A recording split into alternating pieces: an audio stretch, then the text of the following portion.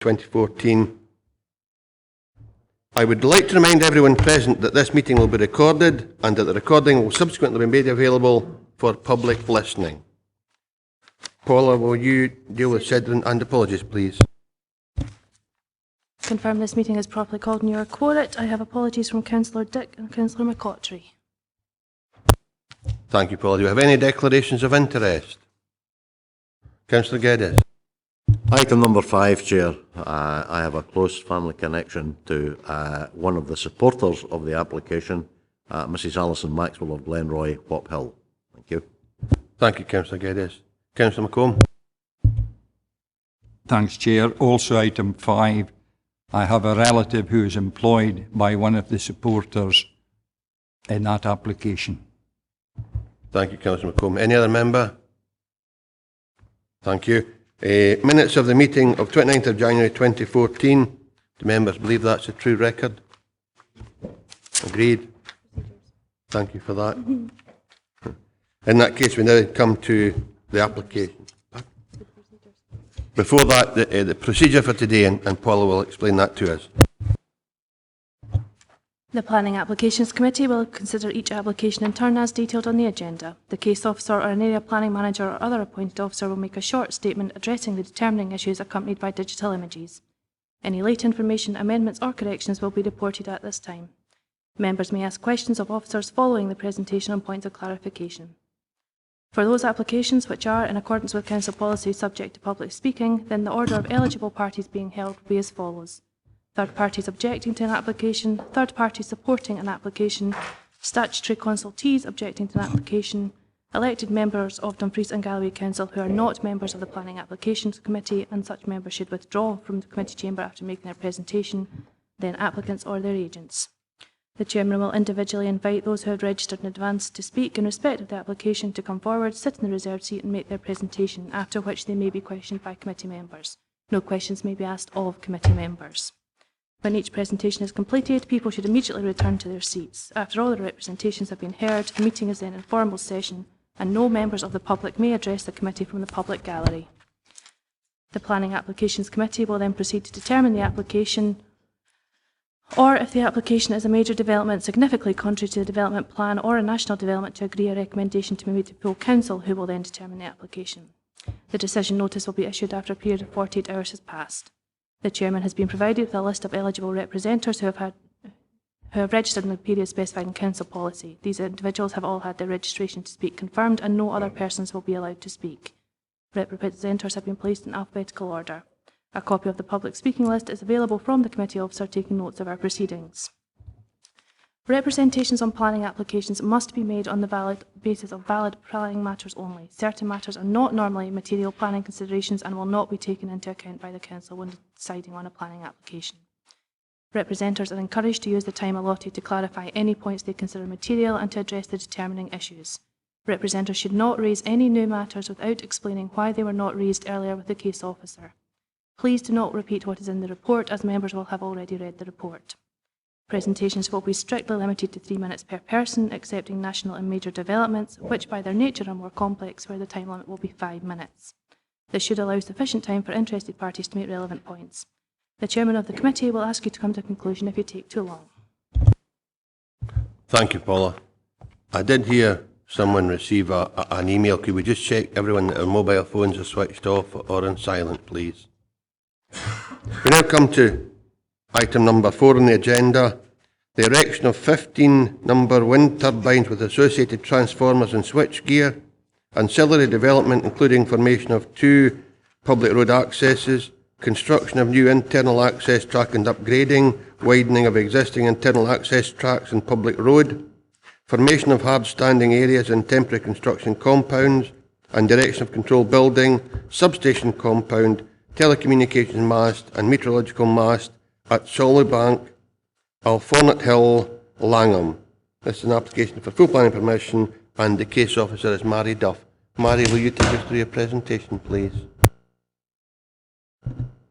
Thanks, Chair. Before I go on with my presentation, I just want to give you some updates and clarifications on the report. Firstly, there has been a further letter from National Air Traffic Services regarding their objection. You will see from the second reason for refusal is based on one of their objections, which is regarding the impact on the radar at Lowther. What they have said is that although mitigation has been provisionally identified and discussions regarding its delivery are at a relatively mature state, National Air Traffic Services will maintain its objection until an agreement is reached with the developer. They believe that any consent, even one conditional on the delivery of the identified mitigation, would be inappropriate at this stage, and they remind the Council that if they decide to go against that objection and approve the application, then the application will have to be notified. Further, another update, matter of clarification, is paragraph 4.9 of the report.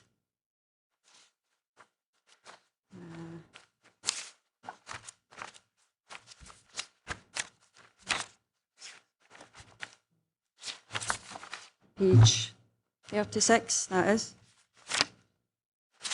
And it states that, you'll see the third line down, it says that the proposal falls out with areas of significant protection. But if you go on to read it, you'll see that it says that it actually falls within an area of significant protection. That is the case, it is within an area of significant protection and requires to be assessed against WEP 1, which is what we have done further in the report, so that sentence shouldn't be there. Going on to paragraph 2.4, which is the SEPA consultation response, and within the report we state that further assessment has to be done regarding the impact on the groundwater ecosystems. 2.4. Yeah. They have provided a further letter which says that, and I quote, we do not require, following discussion with the applicant, they do not require further assessment as they are content that micrositing will avoid any significant direct or indirect impacts on GWDTEs, which is a groundwater terrestrial ecosystem. Yeah, so there is no objection from SEPA on that basis. The next one was paragraph 2.7, which is the MOD consultation response. This was actually their mistake. They have quoted a distance of 27.3 kilometres from Deadwater Air Traffic Control, when in fact it's 37.3 kilometres, and they've corrected that. Again, it doesn't make any difference to their objection to the proposal on that basis. I'll move on now to going through some of the slides. The application site is located approximately 8 kilometres to the southwest of Langholm. The villages of Curterton and Waterbeck are to the west and southwest of the site. You can see Curterton there, it's about 1.5 kilometres from the application site to the west. And Waterbeck is actually just out of view of this slide here. The application site, it does have a large site which was based on the previous proposal for more turbines. It's based on sort of 3 lines of turbines, mainly on the higher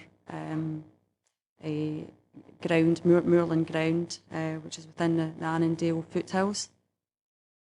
The access to the site, to the northern side, would be the access for construction traffic, and to the south, the access would be for the turbine, the larger turbine components.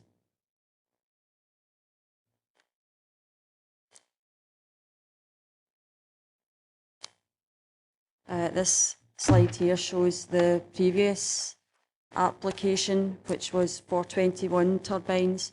This application was withdrawn by the applicant, and this was following consultation responses from our landscape advisor and SNH. You can see that it is a much more elongated proposal extending into the more open moorland, which is at a lower level than the area to the north. This is just to show the turbine elevation. It would have a tip height of 126.5 metres. This is just to show the landscape character types. It is within the area coloured purple there is the Annandale foothills. And the area to the south, which the previous proposal would have encroached into, is the upland fringe area, which is a much more settled and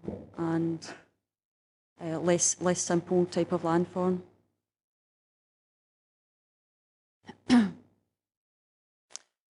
This shows the existing proposed and consented wind farms. To the north, it's hard to see, it's a bit small scale, but to the north of the application site within the sort of central area is Yew Hill, which is still to be determined because it's going through Section 75 agreements and is the larger scheme is still with the Scottish Government. The one to the sort of north-east is Craig Wind Farm, and to the north-west is Minska Wind Farm. There wasn't too much concern or any concern from the consultees regarding any of the further away wind farms, which are also shown on this slide. Moving on to some of the viewpoints now. This one is from High Stenries, which is to the south of the wind farm, the proposed wind farm. It is the closest viewpoint to it, being just under 1.6 kilometres from the nearest turbine, which is turbine 14. And this slide here, the top photo here shows obviously that view without any turbines being there. The one in the middle is a wireframe view of it, which is a bit clearer showing the turbines. And the one at the bottom is the photo montage with the turbines within it. The most prominent wind turbine you can see is turbine 14, and that is the closest one to this viewpoint, and that's slightly more in the foreground than the others. Moving on to a viewpoint here, which is from Cullinburn. This is on the B7068, which is the Lockerbie to Langham road to the north-east of the site. The distance to the nearest turbine is 1.6 kilometres. And this is a view here.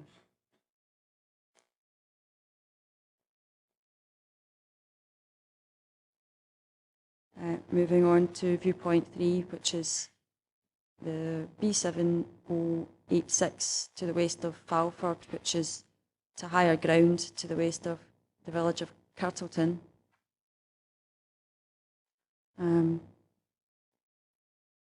nearest turbine to this in this view is turbine 15, which is just over 2,000 metres away, so it's about 2.1 kilometres.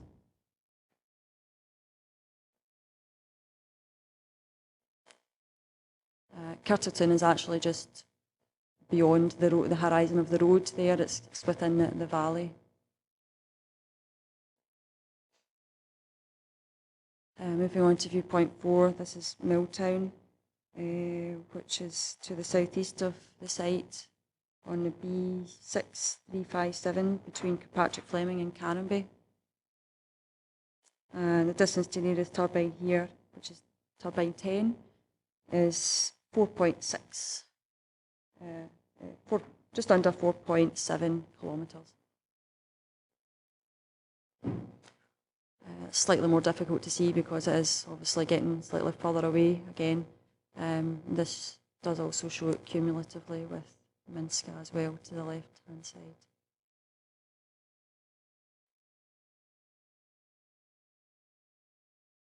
Viewpoint 5 is the B725 between Middleby and Waterbeck.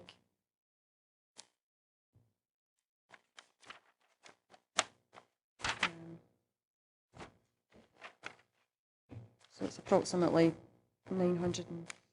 Waterbeck is approximately 950 metres to the west. The distance to the nearest turbine is from this viewing point is 5.6 kilometres.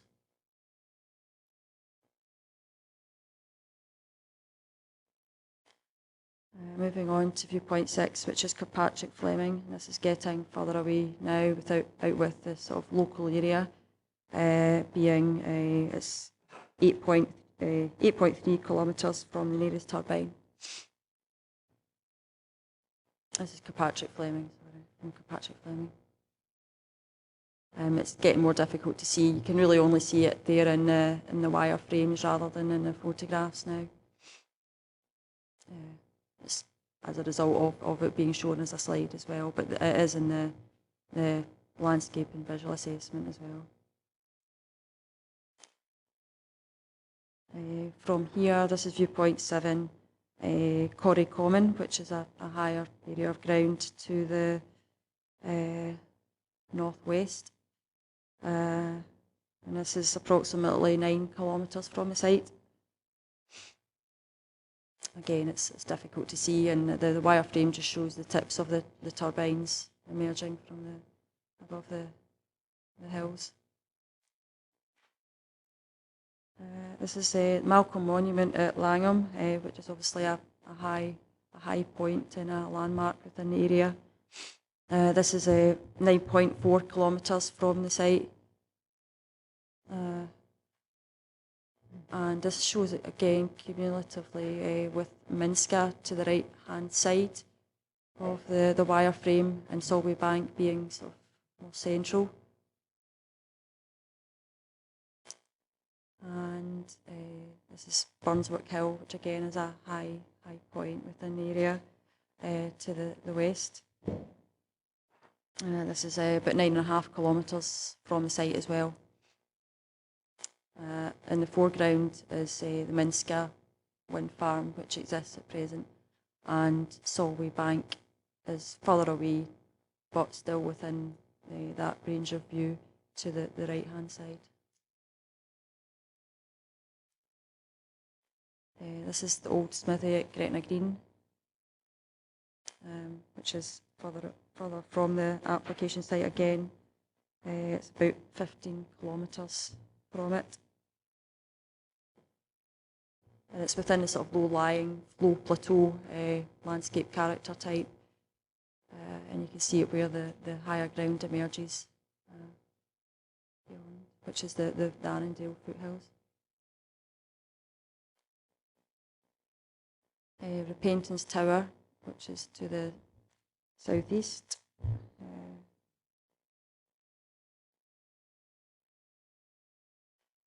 And again, it's really just from the wireframe view that you can see the view of the turbines, again in combination with Minska and also Craig. This is just a sort of representative sort of further viewpoint from a further distance, which is Roan Fell within the southern uplands. This is about 20 kilometres from the site. And again, it's very difficult to see the turbines at all here.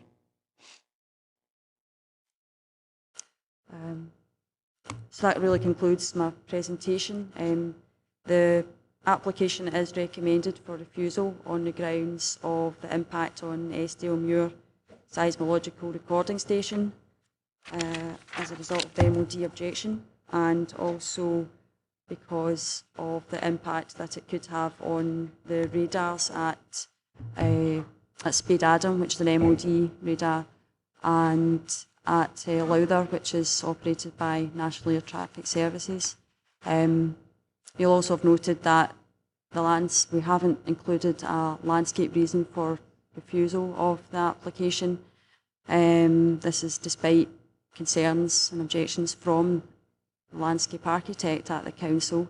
The reason for this is based on the fact that there are overriding grounds which there is an overriding public benefit in providing this larger scale type development, and the mitigation that's suggested by a landscape architect is fairly minor in comparison to the rest of the scheme.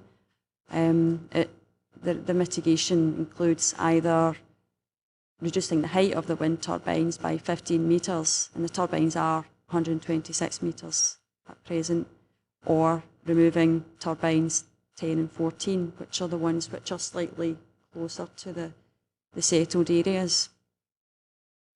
We have gone back to the applicant to suggest and to ask them to consider making these changes, but they have not done so, and they've concluded that this would not have a significant effect on the local area, which is the main grounds of objection from the landscape architect.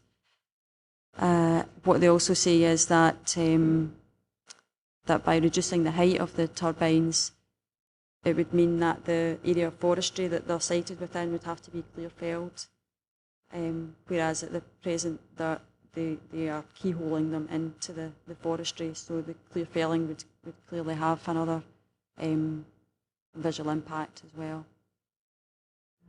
So that concludes my presentation. Thank you. Thank you for that, Mary. Does any member have any questions for the case officer? Councillor Dryburgh? Thanks, Chair. I was just going back to some of the amendments you made earlier on, Mary, with regards NATS. Can you just clarify what you were saying? NATS, I've still put their objection in, but I missed the reason why that was actually included in or added to the actual report. Yeah, the letter actually only arrived yesterday, the day before, dated the 24th of February, so we've only just received it. I think what they've done is they know it's going to committee, possibly. That's what I can assume anyway, and they're simply just reaffirming their status. Thanks, Mary. Councillor Maitland? Can I ask a procedural question? If we were minded to refuse this, but the applicants could overcome the problems with NADS, would it have to come back here as a major application? I will ask David to respond to that. Well, basically the committee are being asked to consider the application on the basis of the information you have today. We've got a clear indication from NAT that they have been in discussions with the applicant, but they have not as yet got a resolution to it, and they think their exact words are fairly unambiguous. They believe that any consent, even one conditional on the delivery of the identified mitigation, would be inappropriate at this stage. So if the application was refused on the recommended grounds, then obviously the applicants have a right of appeal. And if during the process of that appeal those issues can be addressed, then obviously that would fall to the reporter. But we've got an application before us today, and we think there are robust reasons to justify refusing it now. We can't just continue to wait on it much longer. As you'll see, the date of the application, it's 2011, and it's a second scheme after a previous scheme was withdrawn. So for that reason, I think we've got to bring it to a head. Does that answer your question, Councillor Maitland? I'll consider. Okay. Any other member have any questions for the case officer? Okay. In that case, we did have an indication from the applicant that she wished to speak. However, we've now received notification that she has declined. Mrs. Elder is happy not to speak. So, because of that, there will be no opportunity to ask questions. We are now in session. Councillor Dryburgh. Thanks, Chair. I think it's quite clear and concise, this actual application, and if it does go to appeal and it's got a chance to come back, I think on those grounds I'm happy to go along with the officer's recommendation to refuse for the reasons given within the report. Thank you for that. I've got Councillor Crothers and then Councillor Geddes. Thanks very much, Chairman. Just in regards to, I'll be quite specific. It's my main concerns is paragraph 2.7, 2.8, and that's the reasons why I would agree with the recommendations contained within the report. Thank you for that, Councillor Geddes. Well, can I say, sir, I agree entirely with Councillor Dryborough, and as Mr Sutty has said, we're obliged to deal with what's before us today, and whether or not an applicant, may, depending on whether or not the recommendation is adopted, whether or not an applicant may or may not appeal, as far as I'm concerned, is speculative. Likewise, whether or not an applicant, or the applicant at some future date, in this instance, can come to an accommodation with NATS, again, that's speculative. That's of no relevance to us today. And we're obliged, as I've said, to deal with it and what's before us, and on that basis I have no compunction whatsoever in seconding Councillor Dryborough. Thank you for that. So we have a proposal and a seconder. Councillor McKee, then Councillor Maitland, then Councillor McComb. Thanks, Chair. It's just a question on the impact on the seismological recording station. That's a separate reason for refusing, is it not? Or does that come under NATS as well? No, there are two separate recommendations, one for seismometer and one for NATS. They're different. It's recommendation 1 and 2 on in the committee report, so it'll be refused on 2 grounds. Councillor Maitland and then Councillor McComb. Yes, I'm going back to the fact that the landscape architect was quite clear that they didn't think they could support it in the current proposal on the basis of landscape and cumulative issues. So I'm sort of curious that we sweep this apart on the basis that there is overriding public benefit and mitigating issues can only be dealt with. They are decided to be minor. Now, I would suspect probably that that's true if you're looking at it from quite far away, but if you're looking at it quite closely, the moving of numbers 10 and 14 closer to the settled area actually is not so good for the people surrounding it and the public. So I'm quite curious that we're prepared just to sweep aside our own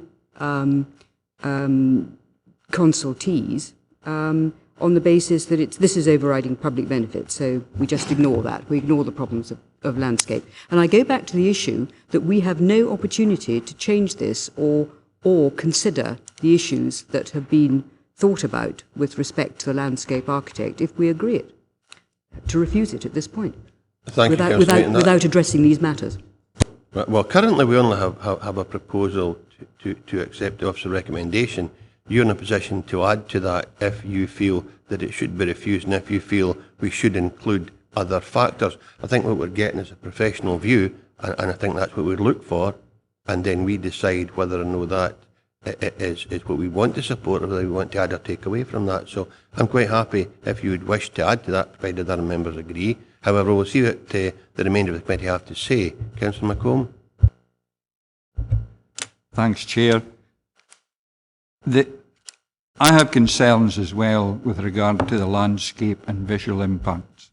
Looking at the top of page 22, the council landscape architect uses the following phrase: the proposed wind turbines would be unduly dominant and overwhelming on a settled area, and in themselves and cumulatively in addition to existing, consented and potential schemes.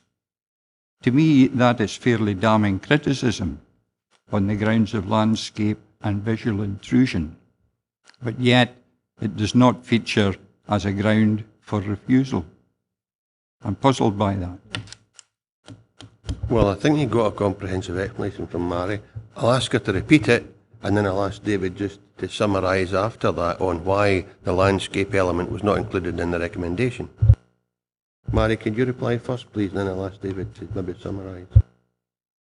Yeah, certainly. Yeah. The report within paragraphs 4.33 to 4.37, it kind of goes over the reasons why we are, as officers, not having a landscape visual reason for refusal. Sorry. Would you be kind enough to speak up, Mary? Sorry. Lean a bit close. Pull it towards you. Some members have difficulty hearing. Yeah, paragraphs 4.33 to 4.37 do give a summary of why as officers we're not going with the landscape reason for refusal. Although there are objections, you will see that the landscape architect is also offering mitigation measures and isn't actually objecting to the principle of it because it is noted that it is an opportunity site because of the broad landform that it's within. The mitigation measures, the main ones are either to reduce the height of the wind turbines by 15 metres or remove 2 turbines, which are fairly minor alterations to it, to the overall scheme that I consider anyway, and I wouldn't be comfortable with recommending refusal on these grounds when these mitigation measures are offered. The applicant obviously has chosen not to go with the mitigation measures suggested, so we have to make a decision or make a recommendation on that basis. So taking that into account and the fact that it is a fairly large-scale wind farm scheme in terms of the electricity generation and the wider public benefit, we are not recommending refusal on landscape and visual grounds. Thanks for that, Mary. Would you like to add anything to that, David? Yes, I mean, basically, as with all planning applications, there's a balancing act for us as planning officers where we have to take together all the different representations made by different people and try and come to a conclusion, and very often they're opposing. An example might be if you've got a listed building and roads officers are wanting one thing that's going to affect the listed building, then you have to weigh up the pros and cons. With this one, you've clearly got Scottish Natural Heritage having no objections to it and looking at it from their perspective on the landscape impact.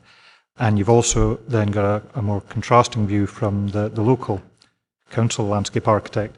Really, paragraph 4.33 at the end of that paragraph on page 41, as Various rightly concluded, it makes drawing conclusions more difficult. It's been quite a difficult one for us to actually get our heads around. But if the landscape architect for the council had unequivocally stated that she was objecting to this and there were clear landscape grounds to do so, we would undoubtedly have taken that. Instead, you'll note what she's actually recommending is some mitigation measures, which, as Various said, when we've looked at the actual impact of those mitigation measures, which have been put to the applicant, but because they've already amended the scheme once, they're not prepared to do again, the impact of the development would still be great. And the localised impact is something which you'll see in the report has been assessed very thoroughly with this thing called the lavender test. And the conclusion was reached that really there weren't the grounds on the localised impact to justify its refusal. And there's an acceptance by both SNH and Landscape Architect that in principle it's not one that is wholly unacceptable in this landscape character. So for those reasons we struggle to support it. But obviously if members are minded otherwise, then I would suggest that if you are so minded to put in grounds for refusal in landscape terms, really that is provided for you in the bold text on page 21. As planning officers, I don't think we can support that recommendation, but we're in your hands as a committee, obviously. Thanks for that, David. Thanks, Barry. Councillor Geddes. Well, as far as I'm concerned, sir, I find the explanations both by Mary and David to be helpful. But at the end of the day, the blunt fact of the matter is that, in my opinion, we've got two perfectly stateable grounds for refusal, which are set out there in paragraph 5, the section of the report which deals with the recommendation. And in my view, that's exactly what we should be founding our decision on. Because I think, what's already been said, struggling to support, I think was the phrase that was used, and there's my own personal view is that there's not sufficient in that report which would allow us to come to that decision on landscape grounds, etc. And therefore, I would hope that Councillor Dryburgh will be of the same mind. If needs must, I will move, as I say, separately. In fact, that we refuse the application on the basis of the two stateable grounds set out in section 5. Thank you, Councillor Geddes. Councillor Dryburgh has indicated that he's happy with that. Yeah, I'm happy with that. Thank you. Do you have an alternative view, Councillor Maitland or Councillor McComb? I have no alternative view. I have heard the officers and I am satisfied. I think there is an issue on cumulative, but I accept that there is a public good in this, and I'm prepared to go along with what Councillor Drybrough and Councillor Geddes are proposing. Thank you, Councillor McComb. I'm happy enough to accept the explanation we've just heard. Any member otherwise minded? In that case, Paula, will you confirm the committee decision, please? The committee has determined to refuse the application on the grounds set out in the report. Thanks, Vary. We now come to item number 5, and I think 2 members have declared an interest in that item.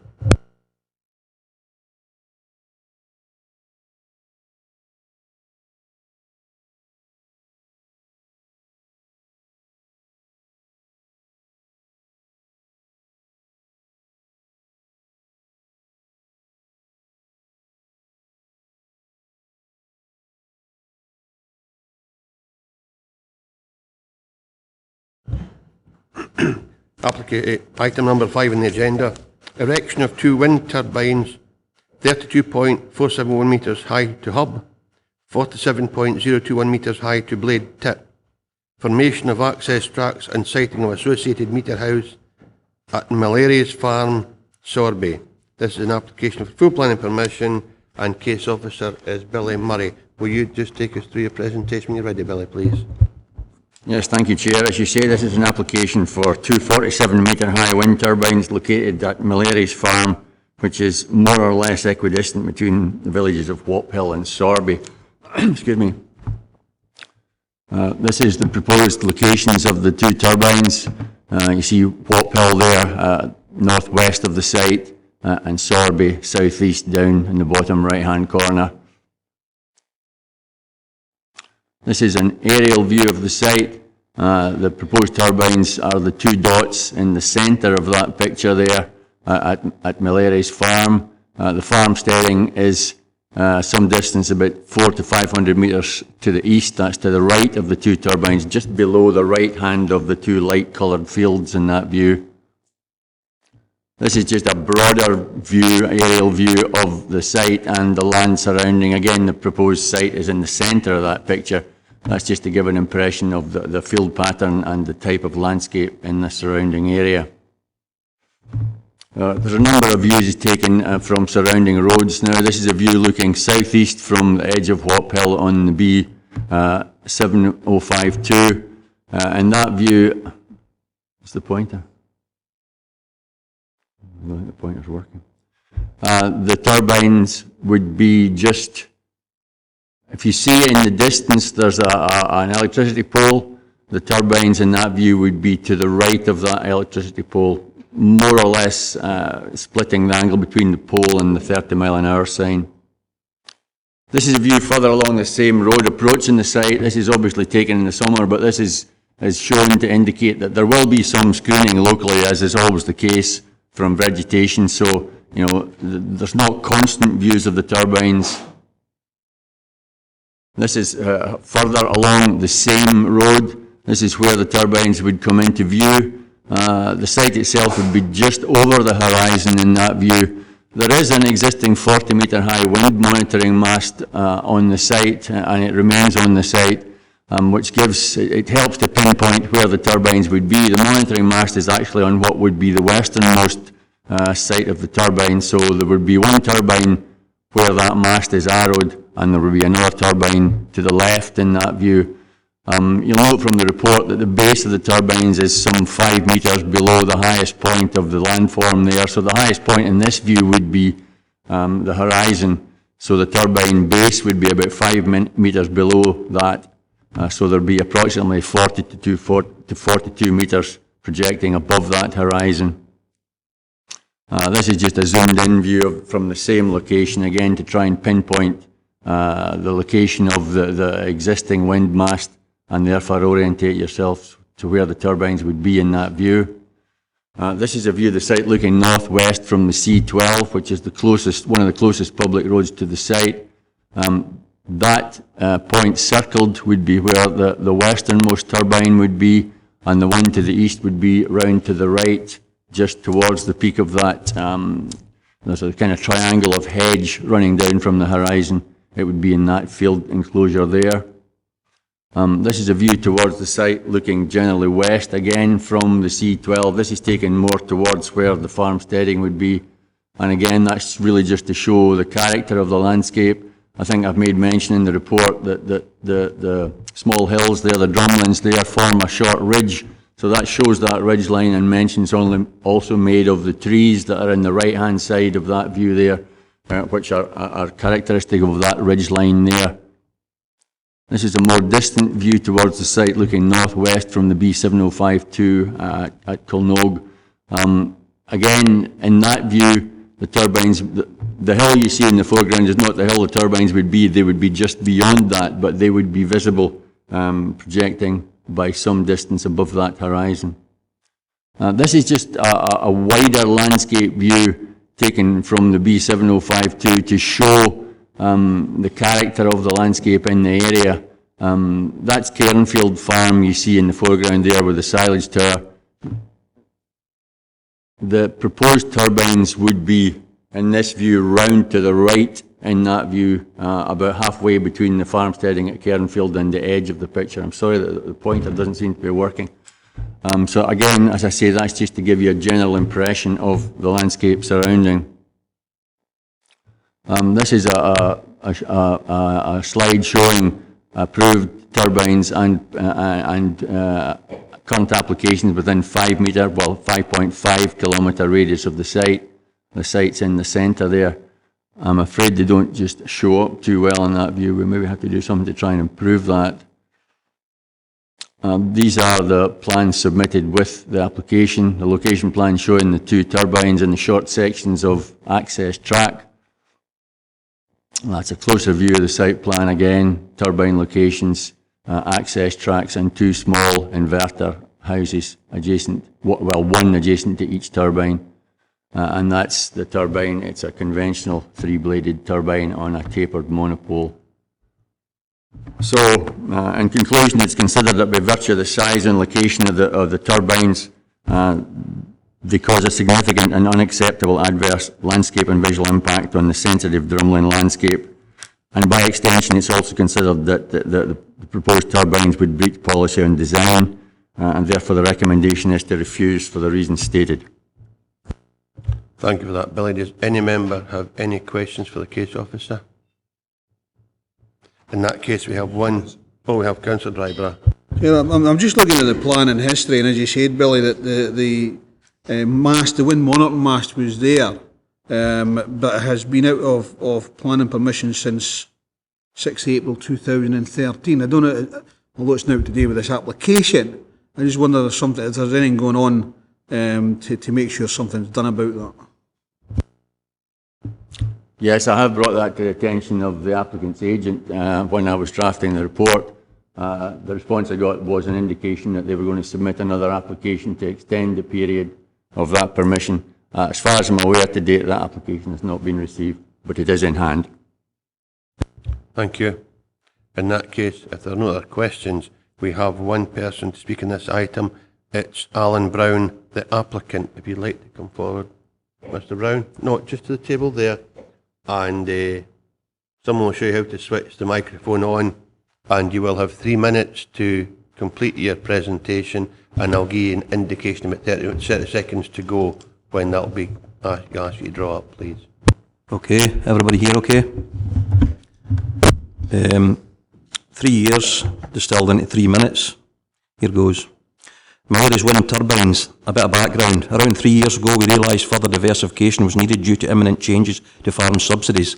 As an organic farmer, green energy seemed to be the obvious choice. After approaching the planners, we were advised to keep the number of turbines below 3 and the tip height below 50 metres. We decided that the local communities should be involved, and with the help of a loan from Community Energy Scotland, we entered into planning. The planning report, item 1.5. I would totally agree that there is no place for medium or large-scale wind turbines in our area. Keep the tip height below 50 metres. Historic environment. We feel that the impacts of the historic environment have been well overstated. There is confusion in the report as to whether council archaeologists raised the formal injection. Concerns were raised on elements such as Casluth's Castle and the not-so-historic A75, over 10 kilometres away. and the coast of Borg at 15. At these distances, the turbines would be very difficult to pick out. These are not the big turbines that you've just been talking about here. These are about a third of the size of that. We do have an old fort at Doonhill, but I have never seen a visit to it during my 35 years farming at Muliery's. As regards the Dalton SSSI, it is only designated as a biological site and not for any important bird species. Visual impact. The impact from the A746 has been deemed medium adverse, but we would argue that due to the very short period of time that road users are in the ZTV, around 90 seconds, and that the views are oblique, so impacts are likely to be low or very low. The landscape and visual impacts have been overstated as the ZTV seems to have been used beyond its purpose. Although coverage does appear wide, some screening exists, trees, bushes and man-made structures. Much of the time in the ZTV, only the blade tip may be visible. This is why photomontages are used to represent the development. It's a shame I hadn't got them today. Surrounding development is very sparse, and of the two villages within 5 kilometres, Sorby completely falls out with the ZTV. So, basically, people in Sorby can't see it. While impacts may be high to medium, the limited number of receptors reduces the overall impact of the development. Shadow flicker will not be an issue as no residences fall within 10 times rotor diameter. This is a mistake in the report. Regarding item 4.46, the reason for siting away from the farmsteading was turbines of this scale should be disassociated from far buildings in accordance with the IPP document, another mistake in the report. In conclusion, the exaggeration and overstatements of impacts, as well as some mistakes in the report, cast doubt on the objectivity and accuracy of statements made. Therefore, I would say that the committee should judge this project on its merits. Thank you. Thank you, Mr. Brown. Do any members of the committee have any questions for Mr. Brown? In that case, thank you very much for your presentation, sir. Would you take your seat, please? Thank you very much. Members, we're now in session.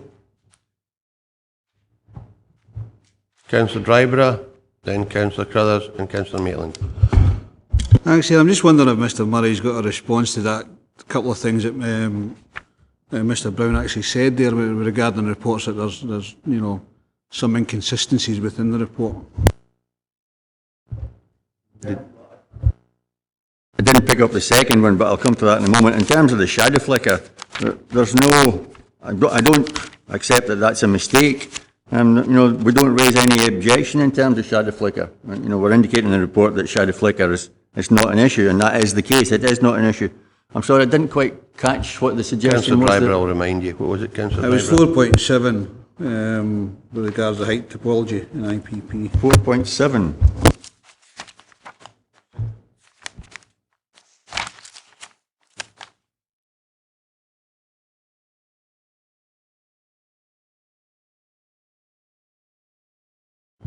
If that's to do with the fact it's below 50 metres, it is below 50 metres, but as you'll notice in paragraph 4.8, if you're within plus or minus 5 metres, you've got to read it in the typology above. 4.7 correctly states the typology as small medium, which is 20 to 50. And 4.8, as David says, expands on the fact that the IPP also says that within plus or minus 5 metres of a cut-off height, the next type, the guidance for the next typology up also applies. So as far as I'm concerned, those statements are correct in the report. Do these responses address the issues you raised, Councillor Dryborough? Thank you. Okay. In that case, for Councillor Crothers and Councillor Maitland. Because my main issue in regards to this whole, after seeing the presentation, comparing it to the first presentation we had in the slides, and the way the slides were presented in as far as the clarity and being able to understand the actual visual impact, I'd be quite happy to have a site visit, Chair. See how other members feel. Councillor Maitland. Didn't think it'd be quite so quick to say no. I don't think we need a site visit. I was going to say that this is perfectly clear. It is not within our policies in the IPP. It's in drumlin pasture, and I would suggest we agree the recommendation. Okay, well, currently I don't have any recommendations. I have a suggestion about a site visit, and I have an acknowledgement that Councillor Maitland will support the officer's recommendations. So, do we have any proposals from the floor? Councillor Dryborough, Councillor Witts. Thanks, Chair. I'm happy to go along with the recommendations within the report, Chair. Thank you, Councillor Witts. Yes, I was seeking greater clarity on this issue, and therefore I'd be happy to second Councillor Crothers' suggestion of a site visit. Sorry, Councillor Carruthers has not yet made a proposal. He has suggested that this may be a way forward. You have a proposal from Councillor Dryborough to agree the officer recommendation to refuse this application. I think you've got a seconder from Councillor Maitland, and no other recommendations today, or well, whichever it...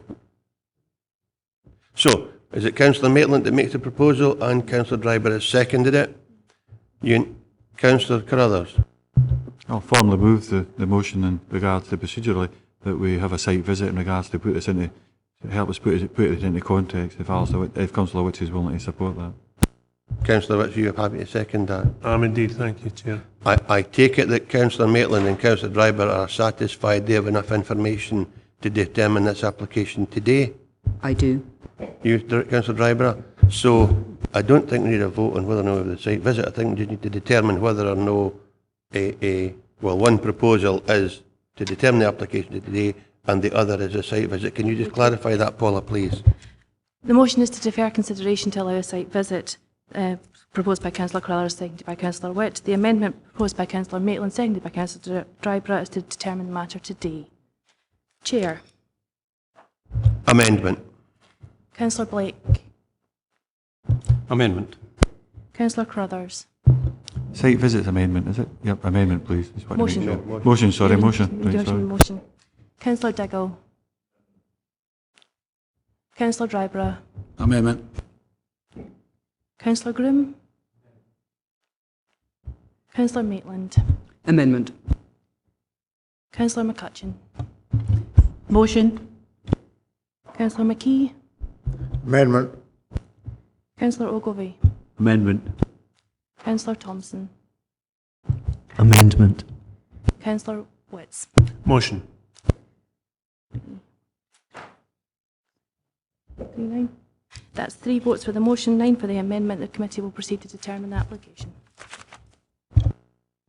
Okay, so we are now about to determine the application. Do we have any proposals? Councillor Maitland and Councillor Dryborough. Yes, I do. As I said before, I think we should agree the recommendation. Councillor Dryborough. Happy second that, Chair. Thank you. Are there any alternative proposals? In that case, can you confirm the decision of the committee, please, Paula? The committee has determined to refuse the application on the grounds set out in the report. Thank you. Can someone ensure the 2 members that have declared their interest return to the committee room, please?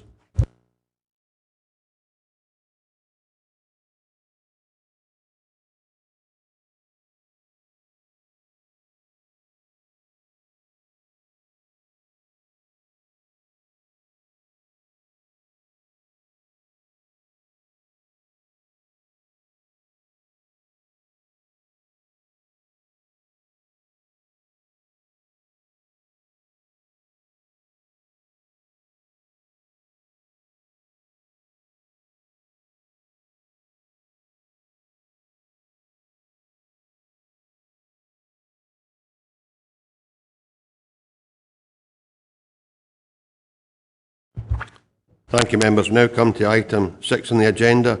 Change of use of land for camping and caravan site. 12 pitches, including formation of 4 hard-standing static caravan pitches and siting of facilities block, toilet, kitchen, showers. Siting of manager's accommodation unit, temporary. Formation of new vehicular access onto C27 and upgrade formation of hardcore access roads and car park and installation of shared septic tank and soakaways at Bar End Wood, Sandy Hills. This application type is full planning permission. The case officer is Dean Clapworthy, and the recommendation is approved subject to conditions. Dean, can you take us through your presentation, please? Okay, thank you. Just to clarify, it's quite a long description, that. The 12 pitches will be made up of 4 static caravans. The applicants indicated that would be in the form of sort of timber, shepherds, huts, and then the 8 remaining pitches will be for camping, for tents, and the facilities block will be made, and the manager's temporary accommodation will be both made up of static caravans. And then just to take you through the slides. That's the application site in the sort of wider context of this coastal area. The site's indicated in the sort of greyed out area above the wording application site. Just this is part of the context. The high density development there just to the south is the existing Bar End holiday village or holiday park made up of around 75 existing chalets. The coast is there just in the bottom right hand corner, and there's another campsite or caravan site just on the coast there. So it's in a sort of general holiday area on the coast, Stewardship Coast, in the National Scenic Area. That is a slide showing the amended access point on the C27 public road just to the northwest there of the existing holiday park at Bar End. It's a new access to be created onto the public road, linking with an existing track that you will see in further images. And that's just a zoom in of the actual site, which is accessed via an existing track. You'll see there the internal sort of roads with a spur off for the manager's accommodation and various short spurs just for the caravans, and then camping throughout the open clearing that you'll see in the next few images. That's looking south east along the public road. The new access into the site would be just on the left hand side, just slightly beyond the field gate you see in the dike there. That's a typical view of the access track as it exists at the moment. Further along the access track, you can see some openings and views into the existing holiday park. There's another part of the access track. That will be probably the nearest existing unit to the track.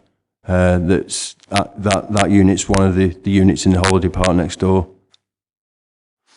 This is as you get into the opening in the woodland where the actual campsite would be. This is the open area where the campsite would be contained. Trees all coming in from the left there, so the site's contained by topography and trees. It's panning right from the previous, you can see the containment. That's an existing field gate that would, where the spur to the manager's unit would be. And that's another view from the rear of the site looking back towards the access into it that you'd seen in the former image. Just for clarification, paragraph 4.10 includes a sentence that shouldn't be in there. It's the second last sentence, starts with furthermore farm vehicles servicing the agricultural unit. That sentence shouldn't be in it. It doesn't relate to an agricultural unit. I was pasted from another report by mistake. The report assesses all of the relevant and material considerations. It concludes with a recommendation to approve the proposal subject to conditions relating to the design and the occupation of the caravans and the managers and the welfare units, amongst a series of roads and access conditions. I've got nothing else to say at this point. Thank you, Dean. Do any members of the committee have any questions for the case officer? Alistair Geddes. Thanks very much indeed, Chair. I'm intrigued, sir.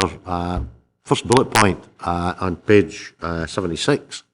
It talks, in fact, about caravans not being determined at this time, but suggested as being in the form of traditional wooden shepherd's huts. Now, I'm well aware that wooden shepherd's huts were very much a feature of the Downs, and the West Country in England. But to the best of my knowledge, there never has been such a phenomenon, for want of a better term, in southwest Scotland. Though I stand to be corrected. So, what's the view in importing something which has no connections with Dumfries and Galloway into a Dumfries and Galloway context would be the thrust of my question, Chair. Dean, would you like to reply to that, please, or Robert, if he's more knowledgeable what the proposal is? Well, shepherd's hut's just a title for something that would constitute a caravan. The application is for caravans, for 4 caravans amongst 12 pitches. caravans aren't development in themselves. The application is for the use of the land to site and pitch caravans. So alternatively, it could be a static caravan, or it's just a modern design of a type of caravan. Caravans take many forms, often twin lodge units, the timber lodge units. Static caravans, as you traditionally view them. So it's just a form of caravan that the applicant's proposing, but in themselves are not buildings requiring planning permission. It's the use of the site that's being sought here. And the reference to Shepherd's Hut, does that come from planning officers or from the applicant? No, that's from the applicant, and that's a suggestion of the type of caravan that the applicant wants to site. Okay, so can David maybe reply as to whether or not we can place a condition on the type of caravan or structure that can be sited there? In fact, we are recommending that condition 2 is wanting the precise details of what they'd be doing. There is this problem about the 1960 Caravan Act and what defines a caravan, which Dean has alluded to, that we can control the land use, but the actual unit that goes on, there's a very wide definition. I think it's up to 2 large segments which can be bolted together, taken on the back of a lorry, actually meets the definition of a caravan, which is why you see some things that look very like houses that are in caravan sites all around the country. But nonetheless, we do want to see the details of what exactly would be going in here by condition 2. Councillor Geddes. I'm grateful for the responses. Can I say for the record that, personally, I think that some of these traditional wooden shepherd's huts, seen them elsewhere in the country, they're absolutely superb. But I was more intrigued than anything else with the use of the terminology. Thank you. Thanks for that, Councillor Geddes. Councillor Maitland-Dent and Councillor Stephen Thompson. Well, I don't know. I mean, I'm certainly with other members when they're actually being interested in what is proposed to go on here, because I think that's very important. If we agree the principle of the land being used, and I do think it's extremely important that we are picky about what goes on there, because as Mr. Sati has indicated, these can go from the things the size of small bungalows to what is described as a shepherd's hut, and which I've just actually Googled because I didn't know what it looked like, and it looks like a railway carriage. No, a very nice railway carriage, but it is a railway carriage. And so I too am, I am wanting to be really quite picky about what we put in here. So I don't know how we have any level of control on that, and whether it's appropriate to have a level of control in terms of the condition, or we simply leave it to officers. So, you could say a shepherd's hut, and that is very specific. If you go on to sites, it's a specific looking hut. But if you don't, if you're not specific, and we could get a toffee-coloured bungalow, which is also all over the Stewartry. So I think we need to be quite careful. Thanks, Councillor. I think recommendation 2, and I'm just studying it, says unless details of the design and finish of proposed caravans, the managed accommodation or the welfare toilet facility have been submitted to and agreed in writing by the planning authority. So I'd expect that our staff wouldn't be allowing something that was deemed unacceptable to be located there. We have some control, reasonable control over what eventually arrives on site, provided we have a mind to agree the application. Councillor Stephen Thompson. Thank you, Chair. It was just a couple of points of clarity. One touching on the 8 pitches for the camping, and I was just wondering, is there any way we can have any sort of oversight onto how many people that would imply could potentially be on that site under that, and if that has an implication in terms of drainage or any other sort of issues in terms of water supply? And it's just a wee bit of clarity in that. The second point, if I can just throw it in while we're at it, there's a bit of reference to the existing access track, and that as part of that, on page 76, the sort of report that was made on terms of non-4x4 vehicles not being able to access that, and that one of the sort of suggestions was, or indeed recommendations in there, was that upfilling with hardcore granite chips, dust provision of additional ditches, drainage, etc., which would be required so that the campsite users can access the campsite. But later on, in 4.12 on page 81, where concerns have been raised with regard to runoff from the existing track. And then it says, as the proposal would utilise this track, it could not reasonably be considered that the development would exacerbate a problem if it occurs at all, which I don't really know how to interpret. I would be sort of concerned that that almost says, well, upgrade the existing track, but don't bother with a runoff, although that seems key to the access to and from the proposed site for users. So I was just wondering if we could get a wee bit of clarity on that as well. Thank you. Dean or Robert, if you can deal with the capacity issue and then the road issues, please. Okay. Can I come backwards from the road issues, because that's the one at the forefront of my mind at the moment. The access track's existing and it can be used by vehicles, obviously, and the maintenance and the what we call the upgrading report is maintenance, and it's not controllable. It doesn't in itself require planning permission, although it's been advised to the applicant by a consultant engineer to make certain improvements to the road with the surfacing and just infill potholes and so on to make it a better, more suitable track for the purposes of serving the campsite. But that's essentially a private matter, and it's a commercial matter for the applicant, because if the applicant wants to provide a campsite that's suitable for the intended customers, it's in the applicant's interest to provide a suitable private road to serve that. We've consulted with the council's roads officer, and their principal concern is to do with the access onto the public road, and that enables vehicles to leave and come back onto the public road safely. The council's roads officer hasn't offered any comment on the actual private existing track that would serve the campsite, but the applicant's consultant engineer has suggested minor improvements, which in themselves don't actually require planning permission. So if there was a situation with runoff or any structural problems or collapse or anything like that onto neighbouring land, that's an issue between the private parties rather than a public interest matter. And what was the other matter? You're saying that's a civil matter, Dean, the roads issue. That'll be a civil matter. And I think the question Stephen's trying to ask you is, do the 5 or 10 pitches make allowance for 100-person tents to have a rock festival, or are they traditional 2-person or family tents? I think that's the point Stephen's trying to get. Is there any control over the number of people that will actually occupy these tents? In terms of the proposal, obviously you're looking at an estimated level of occupancy based on the anticipated land use. It's an estimate at this point in time in terms of the number of persons, the number and type of vehicle movements and so on and so forth. You can't say with certainty until such time as it becomes operational. The other thing as well is, obviously, we don't know what the level of occupancy is going to be for the site. You could have 2 sites and one's got much higher level of occupancy than the other. So what you can go on are previous examples and previous estimates, and that tends to be what the roads engineers do when they're looking at vehicle movements. It would be subject to a licence, the site as well, and that would put certain requirements on them as well. But in terms of the numbers of people using a particular site or a building, that isn't something that could be controlled by condition. We couldn't enforce that, for example, if you put a number on the limit of people. So the best thing we could do is really estimate a level of usage based on what's in front of us, which is 4 static caravan pitches and 8 tent pitches, and managers' accommodation on a temporary basis.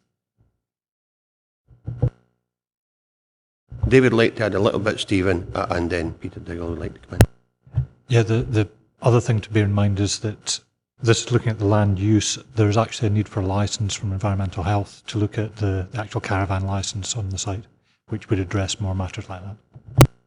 Thanks, David. Satisfied with that, Peter? Hey, Stephen? Yeah. Peter?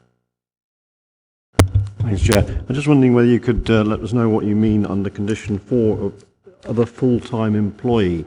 Does such a development such as this justify a full-time employee? And by full-time employee, do you mean someone that's full-time during the holiday season or full-time year-round?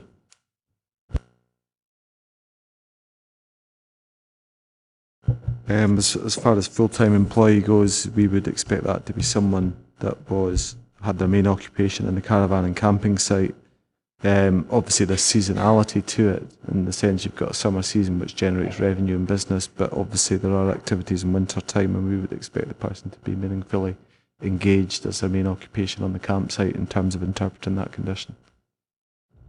Peter, do you want another question? Just going back, but do you think something of this size justifies a full-time employee?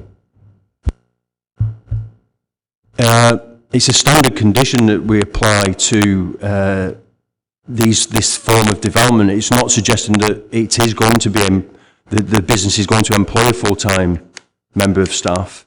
Our understanding is it's the applicant who will be running the site, but it's a standard condition that's applicable that we apply across different scales of sites, and it's only where relevant. So if it wasn't the owner or the developer, then it could fall to be a full-time member of staff, but it just might be by definition have to be a full-time member of staff. But it's not expected that this is going to be the case with this particular application. I'm sure that helped to confuse matters. Ian? Just on the back of that, and I try and confuse a bit, because quite often that's a Section 75 legal agreement and not a condition, and clearly it's here as a condition, just the difference in why. David? Well, just to be clear, there's no permanent house being applied for. If there was a permanent dwelling house on the site being applied for, yes, we would have to be satisfied that there was an essential need for a house at that location that couldn't be satisfied any other manner. What we've got before us is a proposal where the applicant is saying, we think we need a manager's accommodation on the site on a temporary basis. Now, we're minded to give them the benefit of the doubt on a temporary permission. You'll notice condition 3 is really only allowing it for 3 years as a sort of temporary measure, as a static caravan, effectively, to demonstrate whether or not there is the need and the demand. And at the end of that period, if they want to come back and try and make the case and can demonstrate to us that there really is an essential need for somebody to be at that site full-time, fine. We'll look at that on that occasion. At the moment, we've got the application for the principle of it, and we accept that there is a need for somebody to be on site, and therefore the static caravan that appears to be being proposed would be the best option, especially seeing as it can actually be removed at the end of it if the whole thing is discovered to not be economically viable. But effectively, we're giving them the benefit of the doubt to begin with. Thank you. Are there any other questions for officers at this time? In that case, we have 3 speakers. We have an objector, a supporter, and then the applicant. So first person to speak is Mark Tromans. Would you like to come forward, please? Clark will show you how to operate the microphone, and you have 3 minutes to address the committee. I will remind you with 30 seconds to go to just sum up, please.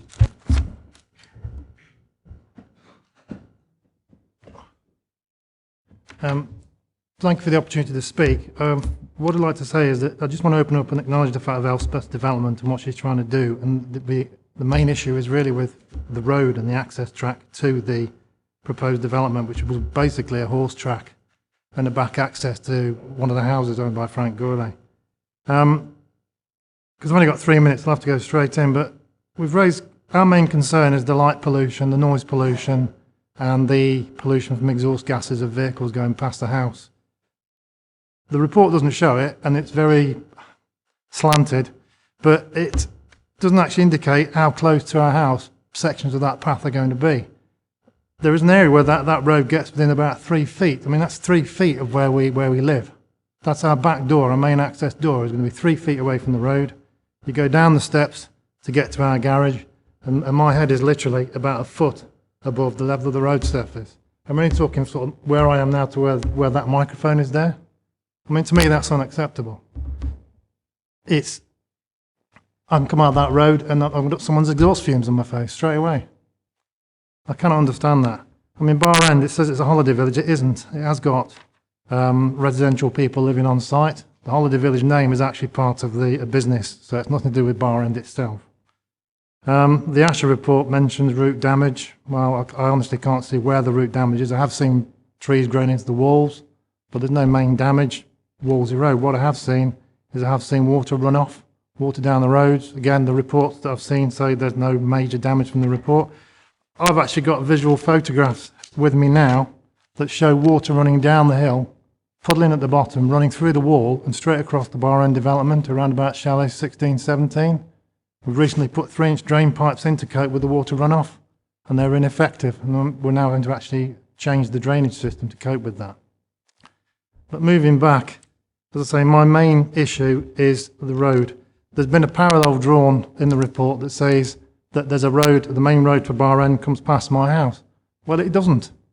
The main road from Bar End is about, we'll say it's about 15 feet, 16 feet, so it's about 5 metres away from my house. And our house is at an elevated distance of about 4 metres in the air. So any traffic coming via that road, which is a one-way system, I point out, and it doesn't serve 75 chalets.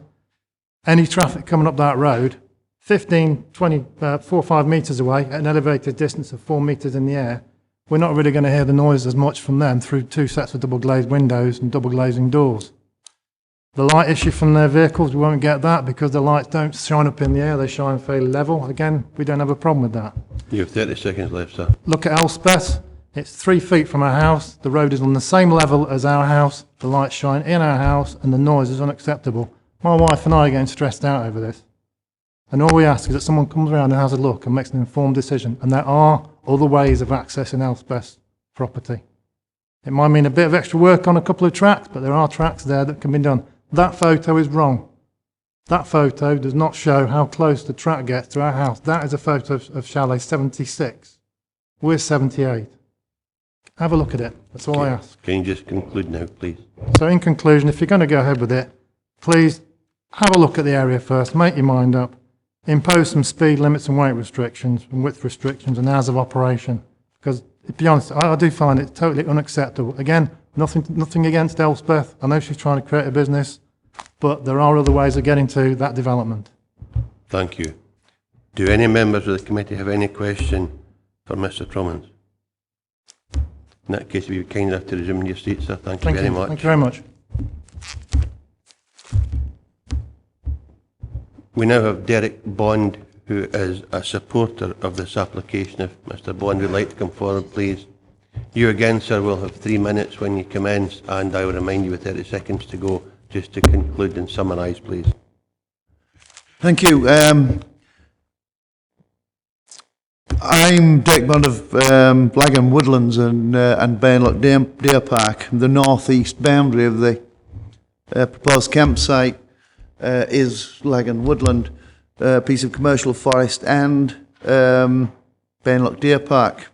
We had just over 4,000 visitors the other year there, all looking to see wildlife, the wild deer, foxes, badgers, etc.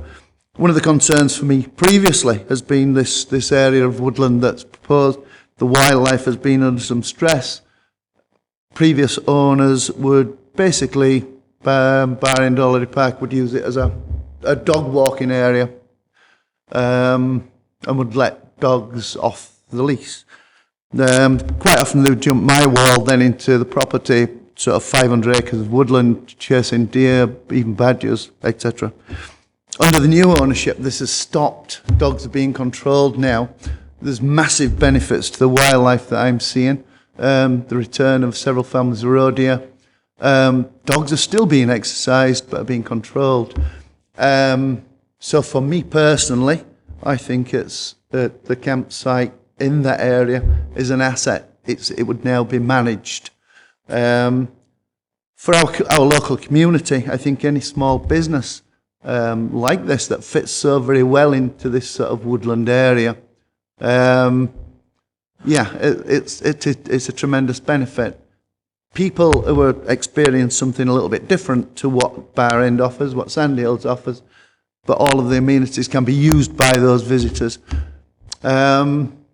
It's a niche market, I know, this shepherd idea, whatever type of thing, I think that just relates to something that fits very well into the environment. It looks as if it fits, it's rural. I don't think it's suggested that it has to be that. I think probably a condition of planning would relate to something that does fit.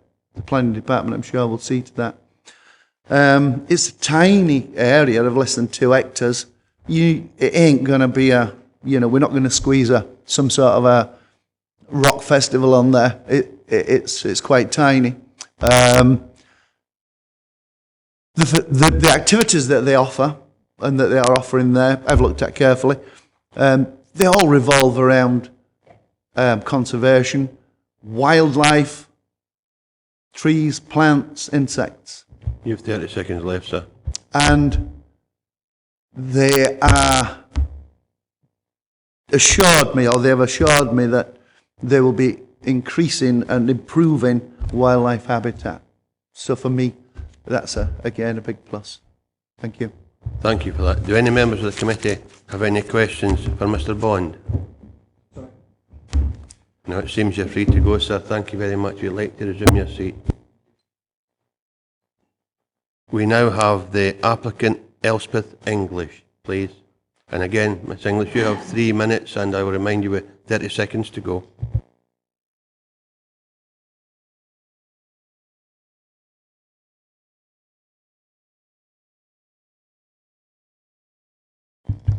Hello, can everybody hear me?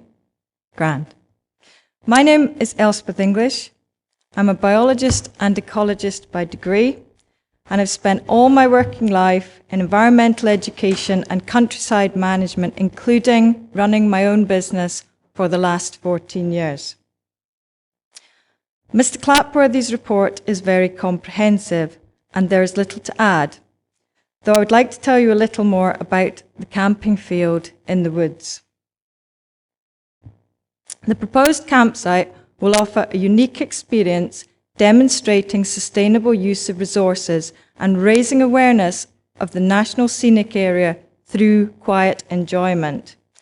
It is estimated that just over 600 people a year will holiday at the site, arriving in a number of manners, including by public transport and by car. Accommodation will be provided in the form of little wooden huts on wheels and also canvas tents.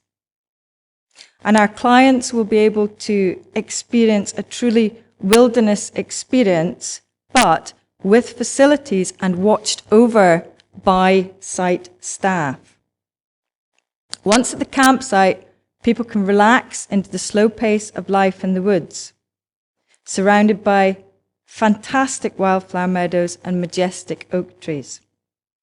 They can walk, cycle, and even ride through the beautiful Stewartry landscape and relax in the evening under a canopy of stars.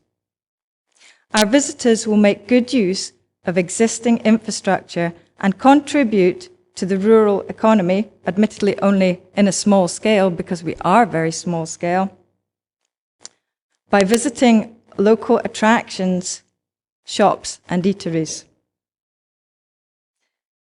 The campsite will be a low-impact development in a visually discrete location, and my business ethos is now, as it's always been, to conserve and enhance the environment for this and future generations. I'm happy to answer any questions. I would note, with regard to the shepherd's huts, a long time ago when Frank Gourley bought the land, there were in fact 60 camping huts on the farm of Bar End. In the area outlined for development, there is remaining one hut which we use as hay and feed storage for the agricultural land behind. Attached to that was a railway carriage. So You have 30 seconds left. what I'm saying is it's fascinating. When we bought the site, we did not know that. But what we envisage to sit in that land is in fact very similar to what was there 50, 60 years ago. And I'm astounded at that. Thank you for your time. Thank you very much. Does any member have any questions? Councillor Crothers? Chairman, it's as much in regards to Mr Troman's points earlier, and specific to the track itself. Yep. He spoke about noise pollution and potential fumes for the passing vehicles as well. So just and possibly another access that could be used that would be better and more beneficial to yourself. I think he was expressing that kind of view. So I wonder if you could make any reference to that yourself, any that you feel is relevant. Right. Our access track is an existing forestry track which leads on to agricultural land behind. It exists. It's real, and you can drive on it. There are other, what I would describe in forestry terms as rides, soft tracks within the woodland, and I can't say whether or not it would be feasible to create another access over there because I'm an ecologist, which is why I asked an expert for help on our track. They're soft tracks. Our site has a significant gradient up the hill, which is why water runs quickly off it. You know, the hill is a large lump of granite. So that would be a challenge in creating a new access. Plus, you know, the whole concept of this development is that it's a low impact development. I, as an ecologist, cannot justify cutting a whole new track. You know, so what would we take to cut a track? You know, a whole load of stone, yes, okay, it could be locally sourced, but that's still a whole load of carbon, and getting it there, you know, getting it out of where it was, moving it to site, getting it in. Also, you know, we have a fantastic site for wildlife. We're intending to cut the ground as little as possible, which is why we've gone for this design which is ecologically sensitive. Thank you, Councillor Witts. Thank you, Chair. There's been previous expressions of concern over the number of people that might actually be camping there, and I wondered if you'd be prepared to comment on that. Although, looking at the terrain myself, I don't know if it'll be plagued by midges, and that might take care of itself, the number of people that actually want to go there. I'll come up with your first point first, your last point first. Look at Glencoe. It's a real significant midge area, and people do camp there. You want me to express opinion on numbers? Okay. My mid-range projection for the business is around 600 people a year. That would make the campsite more than financially sustainable.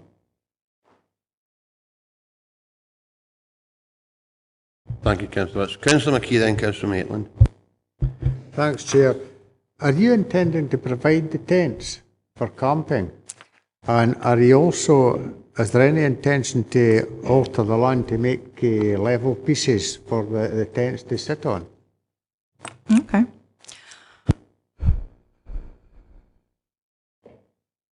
Right.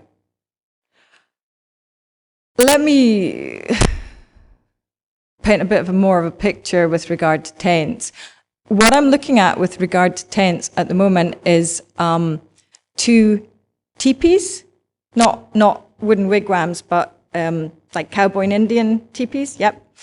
And there are areas within that location where these could be sited that would require no or very minimal levelling. There is also scope for example, if somebody were to come with a large family and want to use one of the shepherd's huts to bring their own whatever tent, little tent they have to put beside the shepherd's hut, so that the children have got their own space. So a bit more space for big families. Yeah. Councillor Maitland. Clearly, the issue is about access and the roads, and I just want to be completely clear. You talk about tents. The application is for a caravan facility. I need to be completely clear. I mean, I can understand that people would be very anxious if they anticipated large 4x4 vehicles towing caravans up to that site. So I think we need to know for sure what the plans are. I'll then have to come back to officers to understand what the application would permit. But what's your intention, please? Sure. The intention with regard to caravans is that there's not going to be any little white things towed by 4x4s up that track. We have looked at the issue of the track in a lot of detail, as you'll see from the report from the specialist, and I've discussed appropriate screening with a number of the local residents, some of whom are happy or have suggested that they are happy with what we're proposing to put in place to screen or partially screen their property. And also, you know, our track doesn't lend itself to going off the side greatly, but there are some points where there is a drop. And from a personal experience, my great aunt had a stroke at the wheel of a car and ended up in our garden, you know. But also we have resource on site, you know. We have an old quarry on site. It would be perfectly feasible for us to move boulders with small moving equipment to create barriers to ensure that even if somebody has a heart attack or a stroke, they're not going to end up in somebody else's property.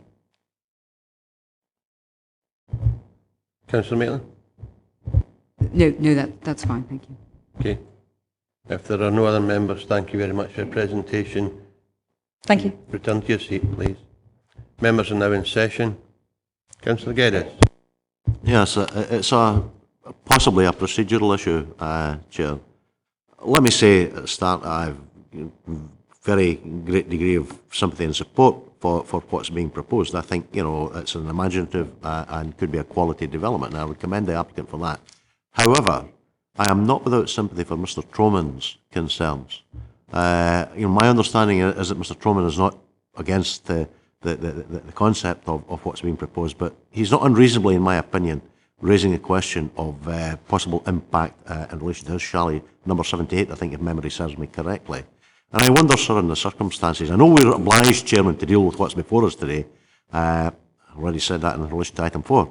But I wonder, in these circumstances, if it might not be beneficial, in fact, for this committee to undertake a site visit and see on the site just exactly Mr. Troman's concerns in relation to the possible impact of these proposals on his property, and to see perhaps whether or not at that stage there might be another way of mitigating that, whereby there could be a meeting of minds. And I would be inclined, I won't move it firmly at the moment, as always interested to hear the views of colleagues, but that's certainly in my mind at this moment in time, sir.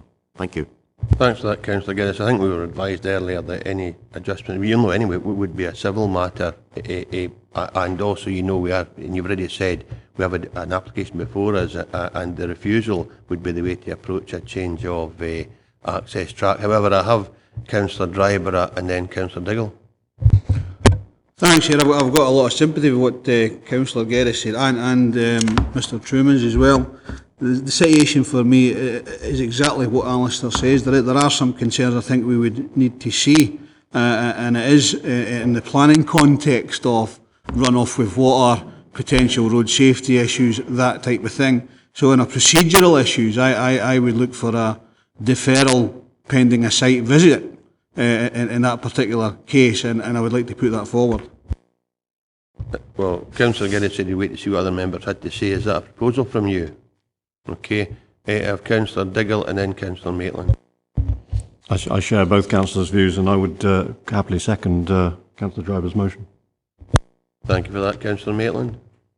Well, before I agree, I'd like to know exactly where number 78 and 76 bar end are, and I wonder if officers could point out precisely which one they are, because it's not clear from the location plan. If you look in the bottom right-hand corner of that plan, you've got the chalet set out mid-bottom on the south side of the track, and then you've got, it hits a corner and veers more sharply downward, and then you've got 3 units there where the arrow is. 76 where the arrow is presently was on the image, and then possibly the other way round. The other way round. The nearest property is the furthest one in Allfornoughthill Spur. Yeah, okay, that's the property. Councillor Maitland? No, that answers my question. Thank you. Well, currently we have a formal proposal and a seconder of that proposal to conduct a site visit. Are any members otherwise minded? In that case, Paula, can you sum up what the position is with it in regard to this application? Committee has determined to defer consideration of this application to allow a site visit. Thank you for that. We now go to item 7, formation of zero waste depot, including erection of waste transfer building and composting station at Abercrombie Road, Castle Douglas. The application is a full planning permission. The recommendation is to approve subject conditions, and again the case officer is Dean Clapworthy. Dean, can you take us through this proposal, please?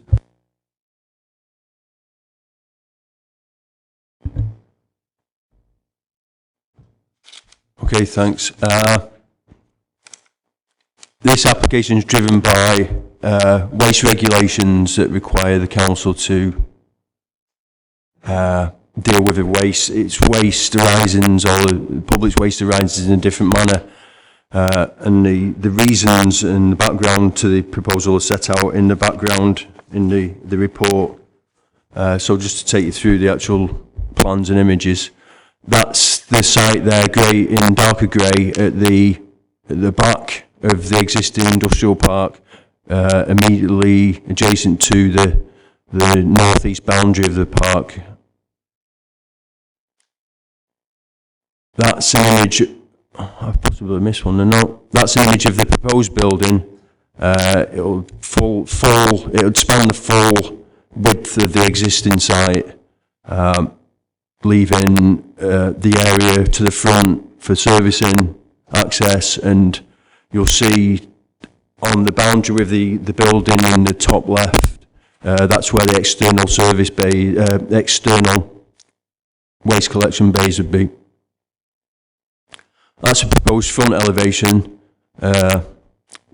utilitarian industrial type building with a series of tall roller shutter doors. That's the opposite long elevation that would back onto the boundary of the industrial site.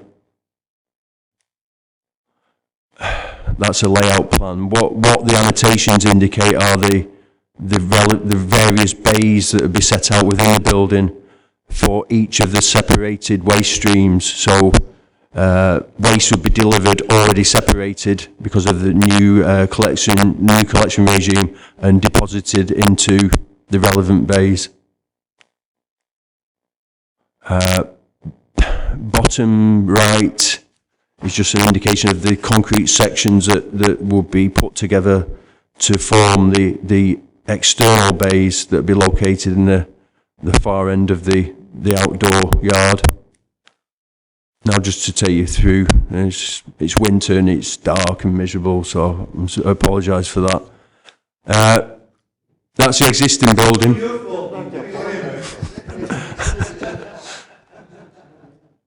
The existing building is the dark one in the middle foreground.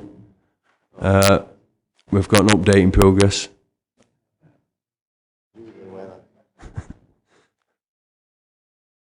Thanks. This access junction you see going off in the middle to the right, that's the access into the site and other industrial units.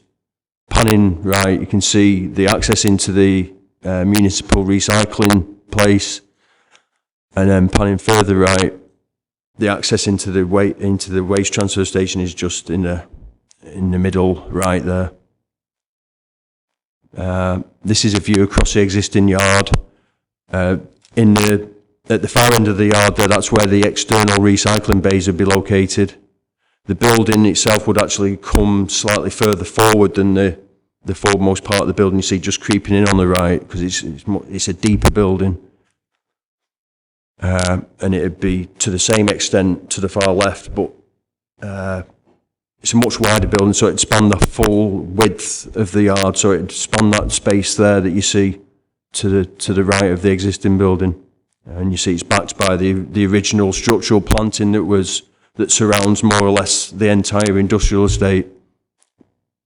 And it's just panning right to show you what presently takes place in the yard, with some external bays there. This is coming beyond, we're outside of the yard here, and this is an existing tract that serves a farm and a few other individual properties to the back of the industrial park. You can just about make out the existing building through the trees there. You can just see the profile of the roof. It'll come towards a view there, but obviously be behind a retained stand of trees. That's the same building again. I've come closer. I'm just at the access into a further property located quite a few hundred metres away. And that is, again, that's an existing farmsteading just on the opposite side of that private tract that you see. And that's it for the images, and I've got nothing to add at this stage. Thank you, Dean. Any members have any questions for the case officer? Councillor McKee? Just when I looked at the state of that site, he might have asked him to tidy it up before he took the photographs. And I mean to say, can we complain about people throwing rubbish down the state of that site? It's terrible. I hope they improve when they get the new building. No planning matter for today, Councillor McKee. But you're right. Any other members have questions for case officer? In that case, thank you, Dean. Members are now in session as there are no registered speakers for this item. Councillor Geddes and Councillor Dryborough.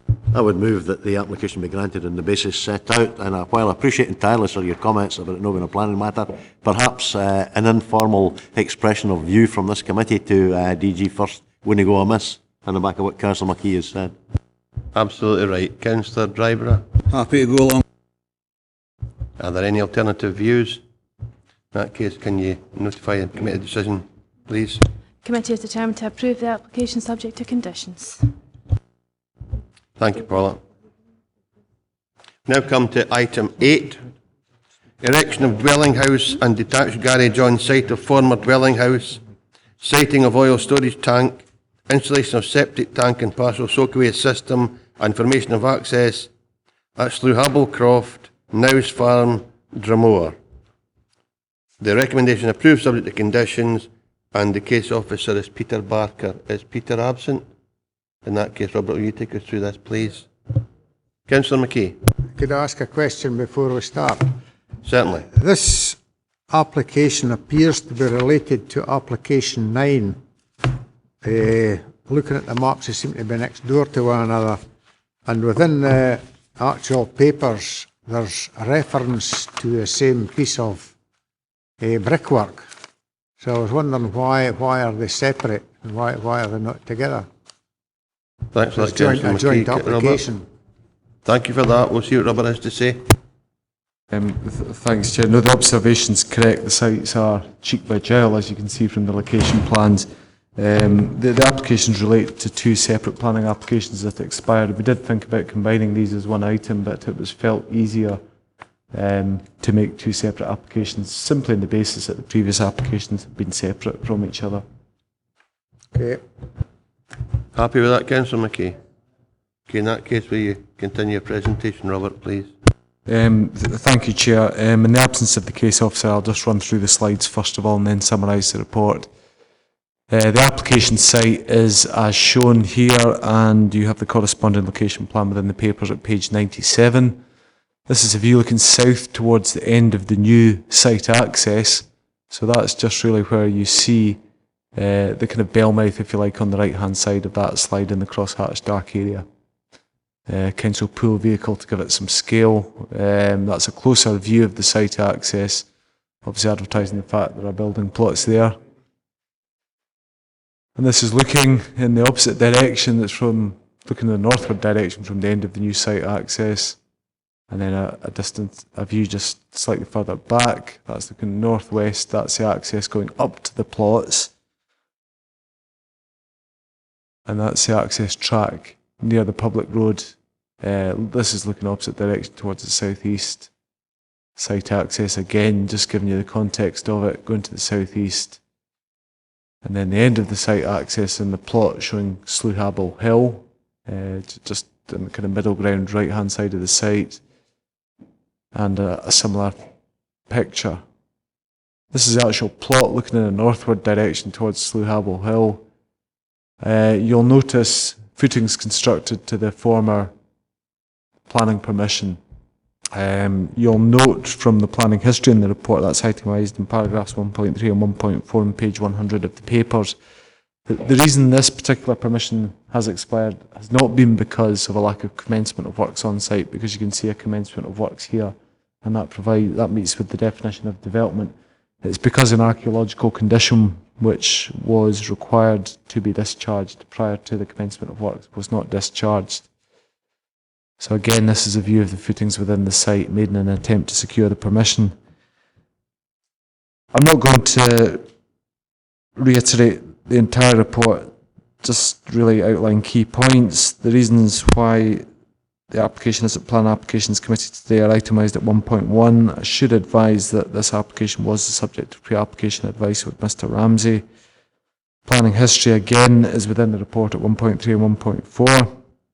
Turning to the body of the report, paragraph 4.4 explains that the proposal now fails to accord with supplementary planning guidance 7.2 and therefore local plan policy SR21 on that basis. There has been no more recent supplementary guidance produced in connection with the LDP, and that's at 4.6 of the report.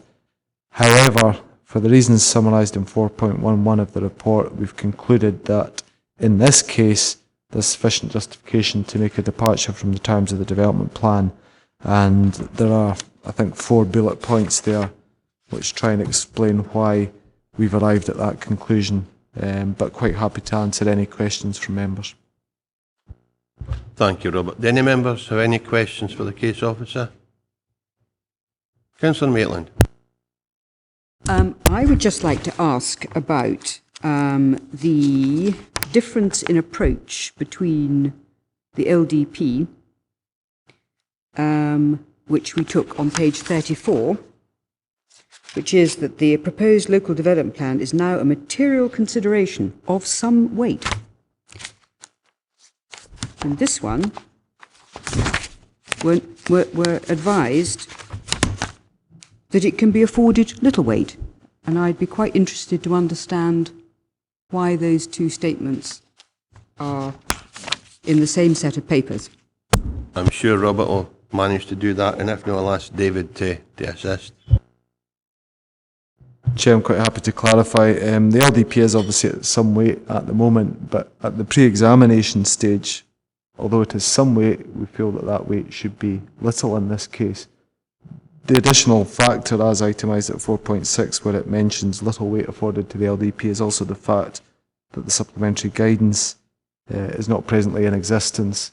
So in the absence of that explanatory kind of document to supplement the policy in the LDP, we really don't feel it can be given much weight at all, hence the description little weight. But obviously a little weight is some weight, it's just maybe semantics in terms of how that's interpreted. Thank you for that. Councillor McKee? I think are we in session, Chair? No, we're not, no. This is questions for officers. Oh, it's mere a comment I want to make, so I'll wait. Okay, in that case, if there are no other questions... Oh, Stephen Thompson. Thank you, Chair. It's just in 4.9, just to help my understanding. Given that the condition wasn't met, it was just to get a better sense of what attempts were made. It says that the applicant feels that he's made some attempts to fulfil the archaeological requirements, but obviously that hasn't been achieved. So it's really just to know how much weight we should give that feeling. Robert? My understanding was the applicant might be able to clarify this in due course, but my understanding was that he had made attempts to contact the council archaeologist and also officers as well regarding that, and I don't think he had realised the implications of, not complying with a pre-commencement condition. I don't think he realised the implications were as severe as this, but certainly there was some evidence that he had contacted or tried to contact the council's archaeologist. Unfortunately, the applicant hasn't registered to speak, so I'm not going to ask the applicant. But if that's your opinion, Robert, that's fine. Any other members? Councillor Maitland? Is it relevant, and should I be asking, Chairman, whether or not, because we're being advised that this proposal falls to be considered de novo against prevailing policy and guidance? And if that's what we're being told here, I've got no information to know whether or not it would or would not be right against our prevailing policies. When we come to being in session, you can maybe then raise that matter, and indeed if we don't have enough information, maybe we need to defer, but that's something we'll come to in the fullness of time. We're still only at the point of asking clarification from officers in relation to this application. Robert? Chair, in response to the question, if I may, I would just refer Councillor Maitland to paragraph 4.4 of the report. We're saying that this proposal fails to accord with the specific guidance contained within the supplementary planning guidance number 7.2. That's the existing document, not the one that will emerge with the LDP, and therefore fails to accord with the terms of local plan policy SR21. So in terms of existing policy, it fails to comply. Okay, we can come back to you, Councillor Maitland. Stephen? Thanks, Chair. Sorry, it was just in 4.11 where it lists the kind of 4 bullet points. I mean, I was tempted to read point 1. In a way, the way that it's laid out in terms of the clause, right, or the sub-clauses, they fail to discharge the terms of condition 5 of planning permission, albeit there was no intent on the part of the applicants to allow the planning permission to expire. So I'm just wondering, are we putting our guidelines first, or are we putting the intention of the applicant first? And I just I took that as being indicative, but I wasn't really sure, and I was just wondering if it's worth even saying anything more about that. Thank you. Robert? I mean, the reason for giving weight to the 4 bullet points is very much in combination, so it's not really any one of those in isolation, it's the cumulative kind of combination of those in the weight that we've given to those, which leads to the recommendation in this case. So it's not, you know, the fact that there was no intent on the part of the applicant to allow the permission to expire. You know, it's not that in isolation. I don't think that in isolation would be enough, and it's obviously a balance that members need to strike in this case too when they arrive at a conclusion. It's really the 4 points in combination that were the key factors in making the recommendation. Happy with that, Stephen? Okay, any other questions for officers? Okay, there are no other registered speakers for any of the remaining items. However, under standing orders, any councillor can address the committee, and Councillor Foster wishes to address the committee on items 8, 9 and 10. But as an aside, he also did submit a request that doesn't reflect that in the papers, but a member can address the committee any time. So, Councillor Foster, you have 3 minutes. Thank you, Chair. I won't need 3 minutes. As you know, brevity is my forte. What you have in front of you today, in my opinion, is a very fair and benevolent recommendation from the officers. I would merely draw the members' attention to paragraph 4.12. To me, that encapsulates the spirit of the whole report. Just as an aside, and when I'm speaking, Councillor McKee raised the issue of the archaeologist being out. I have in front of me an email where from an archaeologist, Rebecca Shaw. She said survey works were undertaken in February 2011. Works didn't commence on the site until 2013. So, in defence of the applicant today, an archaeologist had visited the site before any works were carried out. Happy to take any questions, Chair. Whilst I don't doubt you, Councillor Foster, we don't have that information in front of us, but I'm sure it'll be accurate. Do any members have any questions for Councillor Foster? In that case, thank you, Councillor Foster. You can return to your seat.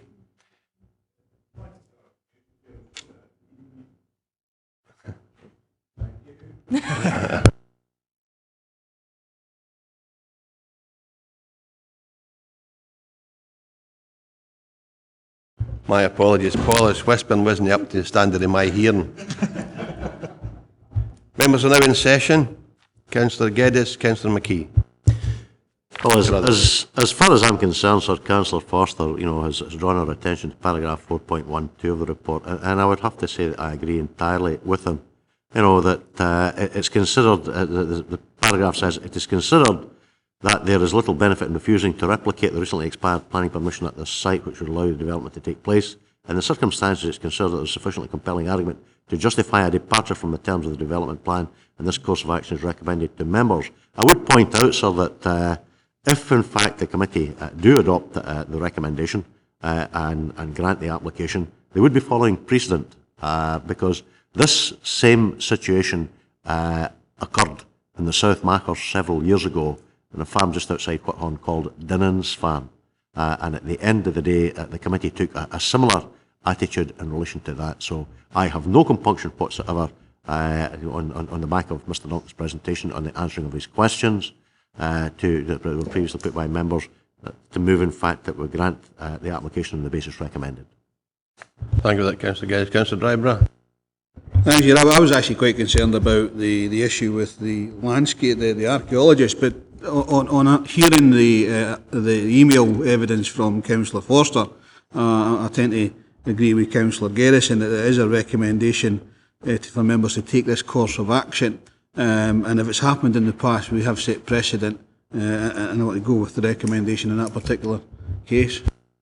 Thank you. I overlooked Councillor McKee. It's Councillor McKee, Councillor Crothers, and then Councillor Maitland. Yeah, thanks, Chair. I've got serious concerns about this application.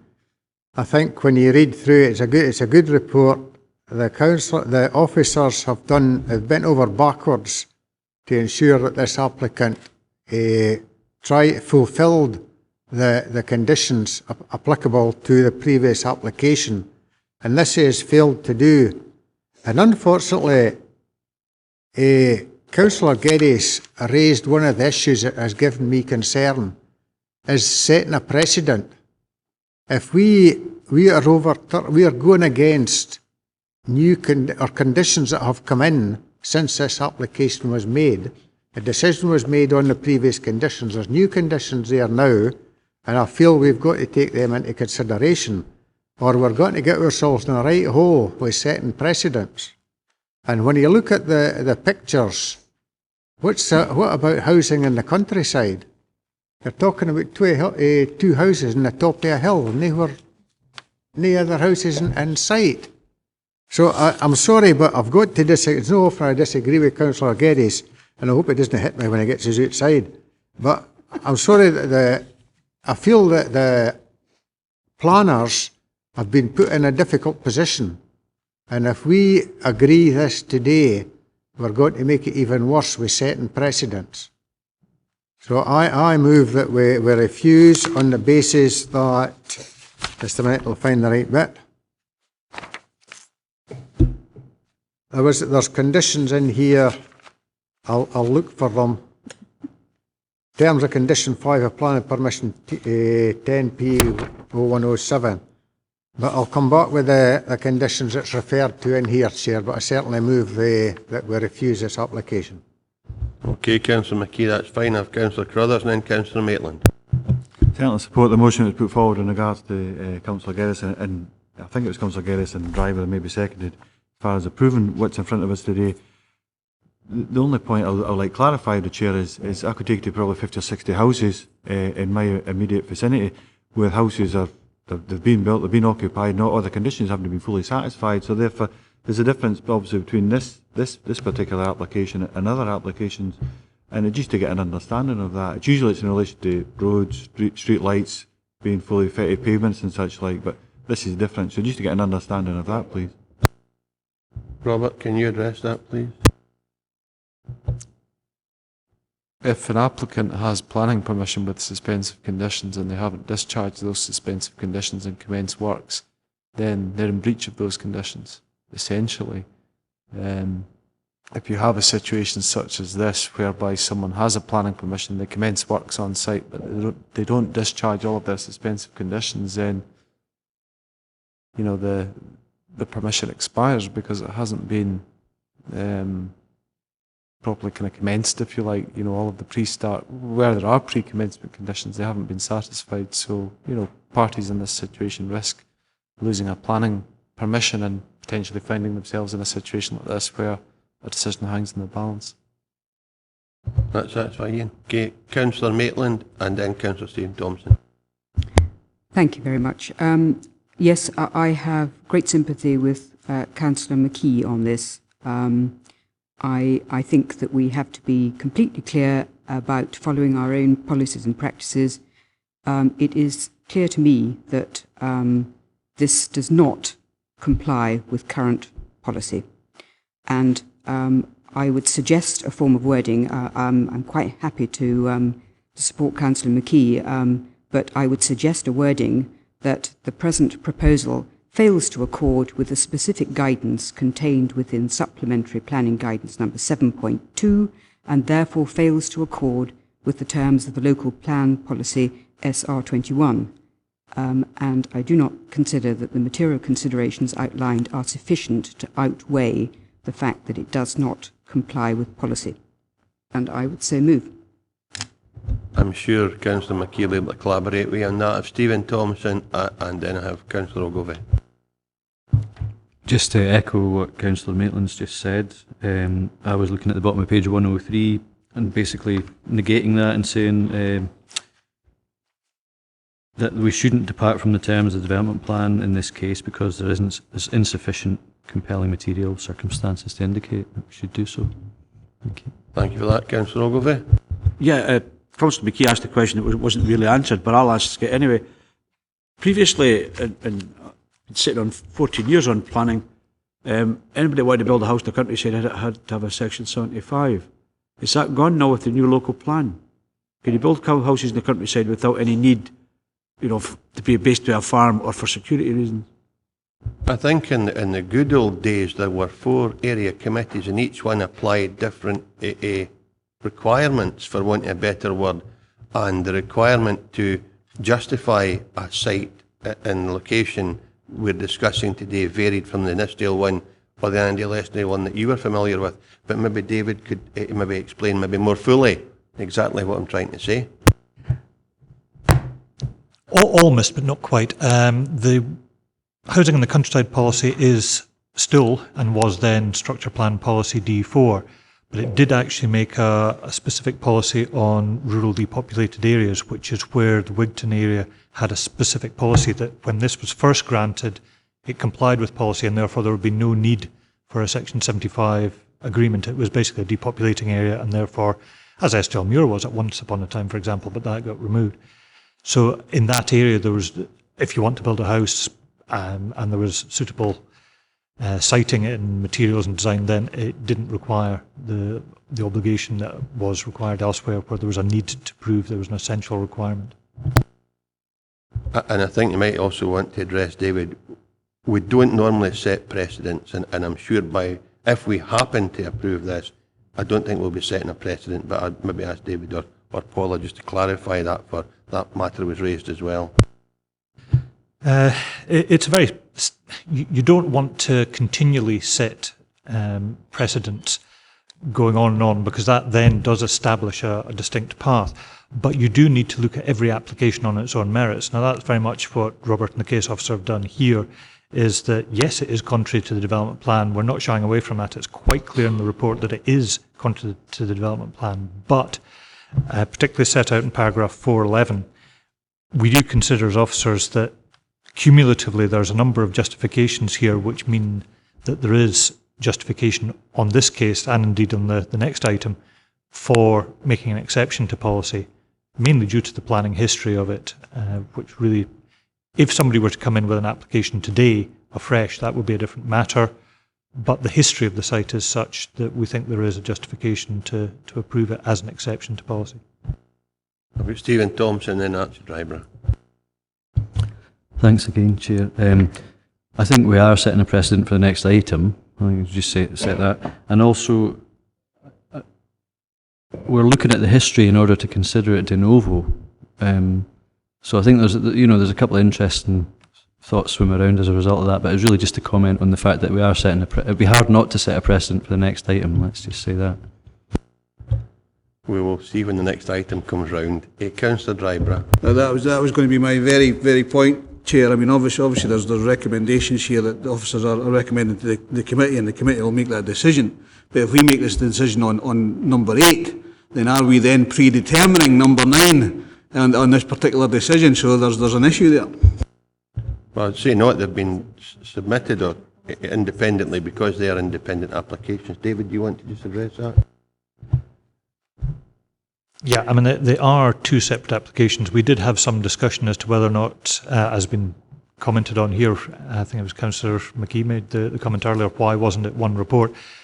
We did seriously consider putting it as one report. It's simply because they're two separate applications. We felt we had to go through that. But in as far as the precedent on item 8 would be set, it undoubtedly would have a bearing on item 9. I don't think you can get away from that because the two proposals are made by the same person on the same land and are immediately adjacent to each other and have the same planning history. So precedent in the wider sense, no, it wouldn't be setting that, I don't think, but undoubtedly item 8 and 9 are inextricably linked. So whatever you do on one, I would suggest you would be acting unreasonably and inconsistently were you to make a different decision on two cases which are so similar. Councillor Carruthers. I'd like to just pick up on the points that are being made in regards to, I mean, I very much feel that the plan history has to be set out within the report. We do it with any other report. The only time you don't see it if there's no actual plan history there. Principle of development has been established. It's there. It's within it, and it must be material to our considerations. I certainly feel, and that's why I would support the recommendations within the report. Thanks for that. If there are no other members, Councillor McKee indicated he was going to make an alternative proposal. We have a motion from Councillor Geddes, seconded by Councillor Dryborough, to agree the recommendation as per outlined by officers. Councillor Maitland started off a form of words. Councillor McKee, do you want to amend that? Or Councillor Maitland must have read my mind. She used exactly the same sentence as I was wanting to use. That the present proposal fails to accord with the specific guidance contained within supplementary planning guidance number 7.2 and therefore fails to accord with the terms of local development plan policy SR21. And I think Mr Surtee earlier on mentioned policy D4. It was contrary to that as well. So if you could include that as well, please, I'd be much obliged. Councillor Maitland, is that a collaboration? That seems to me to be fine, yes. Paula, can you just indicate again what the motion amendment is, please? The motion proposed by Councillor Geddes, seconded by Councillor Dryborough, is to grant as set out in the report. The amendment proposed by Councillor McKee, seconded by Councillor Maitland, is to refuse the application on the grounds that the present proposal fails to accord with the specific guidance of the Supplementary Planning Guidance 7.2 and therefore fails to accord with local plan policies SR21 and D4, and there are no material considerations to justify departure. Members satisfied with that? Councillor McKee? It's just occurred to me, we mentioned housing in the countryside. Should we include that in it as well? But, as Mr Surtee recommended. D4 is the housing in the countryside. D4 is that, okay, thanks very much. Okay, Paula, thank you. Okay, Chair. Motion. Councillor Blake. Motion. Councillor Carruthers. Motion. Councillor Diggle. Councillor Dryborough. Motion. Councillor Groom. Motion. Councillor Maitland. Amendment. Councillor McComb. Amendment. Councillor McCutcheon. Motion. Councillor McKee. Amendment. Councillor Ogilvie. Amendment. Councillor Thompson. Amendment. Councillor Witts. Chairman, I've not been given the opportunity to vote. I'm very sorry, Councillor Geddes. It's because I'd scored out Councillor Galloway and missed you. Councillor Geddes. Motion. 1, 2, 3, 4, 5, 6, 7, 8, 9. 5. That's 9 votes for the motion, 5 for the amendment. The committee has determined to grant the application as per the report. Thank you, Paula. Members, happy to have a 30-minute comfort break? Okay. Return at 1:10. Thank you. Of access, installation of septic tank and partial soakaway and oil tank at Mid-Muntloch Croft, Nowes Farm, Drummoor. The recommendation is approved to subject conditions, and the case officer is Peter Barker. Peter, will you take us through your presentation, please? Okay, thank you, Chair. In all respects, this application is identical to the previous one, which you discussed just before lunch. In fact, it's identical in all respects other than geographic location, where it's marginally different. And as you'll see from the location plan in the committee papers, it's immediately south and adjacent to the previous item at Slewhavel Croft. That's the refresher map there, just to remind you where the site is. As I said, the previous application site was just on the immediate north, at the end of that extended track. Again, the track into the site, with Slewhavel Croft, the previous item, being on the right at the end of the track, and the current plot, Mid-Muntloch Croft, being at the left at the end. This is at the end of the track, just looking into the site. And again, just a little bit closer, just looking into the site again. Fairly characterless, fairly windswept. And once again, footings to a garage have been constructed within the plot to have, in effect, what the applicant would have hoped to have secured the planning permission. That's it, basically. Thank you.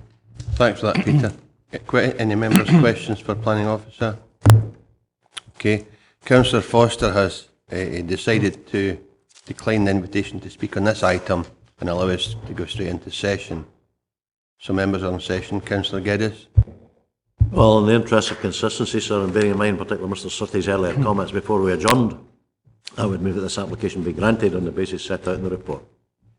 Thank you. Councillor Carruthers. I would second that. Thank you. Councillor Maitland, then Councillor Thompson. Thank you. Again, in the interests of consistency, the present proposal, I think we should reject it because the present proposal fails to accord with specific guidance contained within Supplementary Planning Guidance number 7.2 and therefore fails to accord with the terms of Local Plan Policy SR21. And the material considerations, there are no material considerations which would indicate that one should take any other course. Thank you, Councillor Maitland. Councillor Thompson.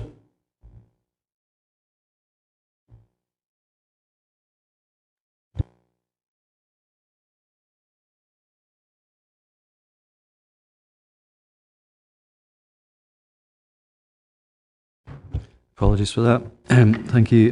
Basically, I would be happy to second that, maybe just with the addition of including D4, housing in the countryside, if Councillor Maitland's happy with it. Councillor Maitland's indicated he's happy with that. Councillor Carruthers. Does the fact that half the site already has a permission on it in regards to access and that, by looks at it going by the previous decision, have any effect on the amendment that has been put forward? David, do you want to reply to that? Sorry, well, what exactly were you mean by that? Because the precedent from the previous one, you mean? Or? Well, actually, when you look at the site, unless I've picked it up right, it looks like it's the same access to two different dwellings. But so the access and such, like in part of the site already has a permission on it because the previous decision made. That's why I'm flicking through just to see if that's right. Does that have any implications on the amendment that's been put forward? That's correct. The two applications both share the same access to it. Obviously, Paula was correcting me at lunchtime, so I should probably just point this out. There is no precedent in planning, correct? That basically each decision is considered on its own merit, but the only thing that you can have is policy setting a precedent for determination, correct? The precedent lies in the determination of what policy actually means and how it applies. It is not precedent that can cross-transfer from sites because the material considerations are individual to every site. How you interpret and how you apply policy can have a precedent, and you should aim for consistency in that. It was simply a point of clarification. I wasn't actually disagreeing with David. It was just a point of clarification. Councillor Connors, are you happy? Because I suppose it could be argued that the access would be after the shared access, and we would be refusing that, so it wouldn't be the full length of the track, but I suppose that's a matter for conjecture if we approve both. We have a motion and an amendment. Can you just clarify what they are, Paula, please, and then take us through the vote? The motion proposed by Councillor Geddes, seconded by Councillor Carruthers, is to grant the application as set out in the report. The amendment, as proposed by Councillor Maitland, seconded by Councillor Thompson, is to refuse permission on the grounds that the present proposal does not comply with the specific guidance of Supplementary Planning Guidance 7.2, therefore fails to accord with local plan policies SR21 and D4, and there are no material justifications to considerations justifying departure. Sorry. Thank you, Paula. Members happy with that? In that case, we'll proceed to the vote. Chair. Motion. Councillor Blake. Councillor Carruthers. Motion. Councillor Diggle. Councillor Dryborough. Motion. Councillor Geddes. Motion. Councillor Groom. Not present. Councillor Maitland. Amendment. Councillor McCautry's not present. Councillor McClone. Not present. Councillor McCutcheon. Motion. Councillor McKee. I'd better no vote, Chair. I wasn't in here for a discussion. Abstain. Councillor Ogilvie. Amendment. Councillor Thompson. Amendment. Councillor Witts. Motion. That's 7 for the motion, 3 for the amendment. The committee has determined to approve the application subject to conditions as set out in the report. Thanks for that, members, and thanks, Councillor McKee. We now come to item number 10, erection of dwelling house at Sandmill Farm, Sandmill, Sandhead. The recommendation is to refuse, and the case officer is Peter Barker. Peter, will you take us through your presentation, please? Thank you, Chair. The application site is just to the north of Sandhead Village, which just creeps in on the bottom side of the slide there, just close to the fork of the road off towards Dunraggett. The application site, it's essentially a small farmsteading, or ex-farmsteading, as you probably alluded from the report. It has about 8 acres with it. The majority of which is the majority of which is rented off, and the site is used principally as a certificated location caravan and camping site, principally in the spring, summer, and early autumn months.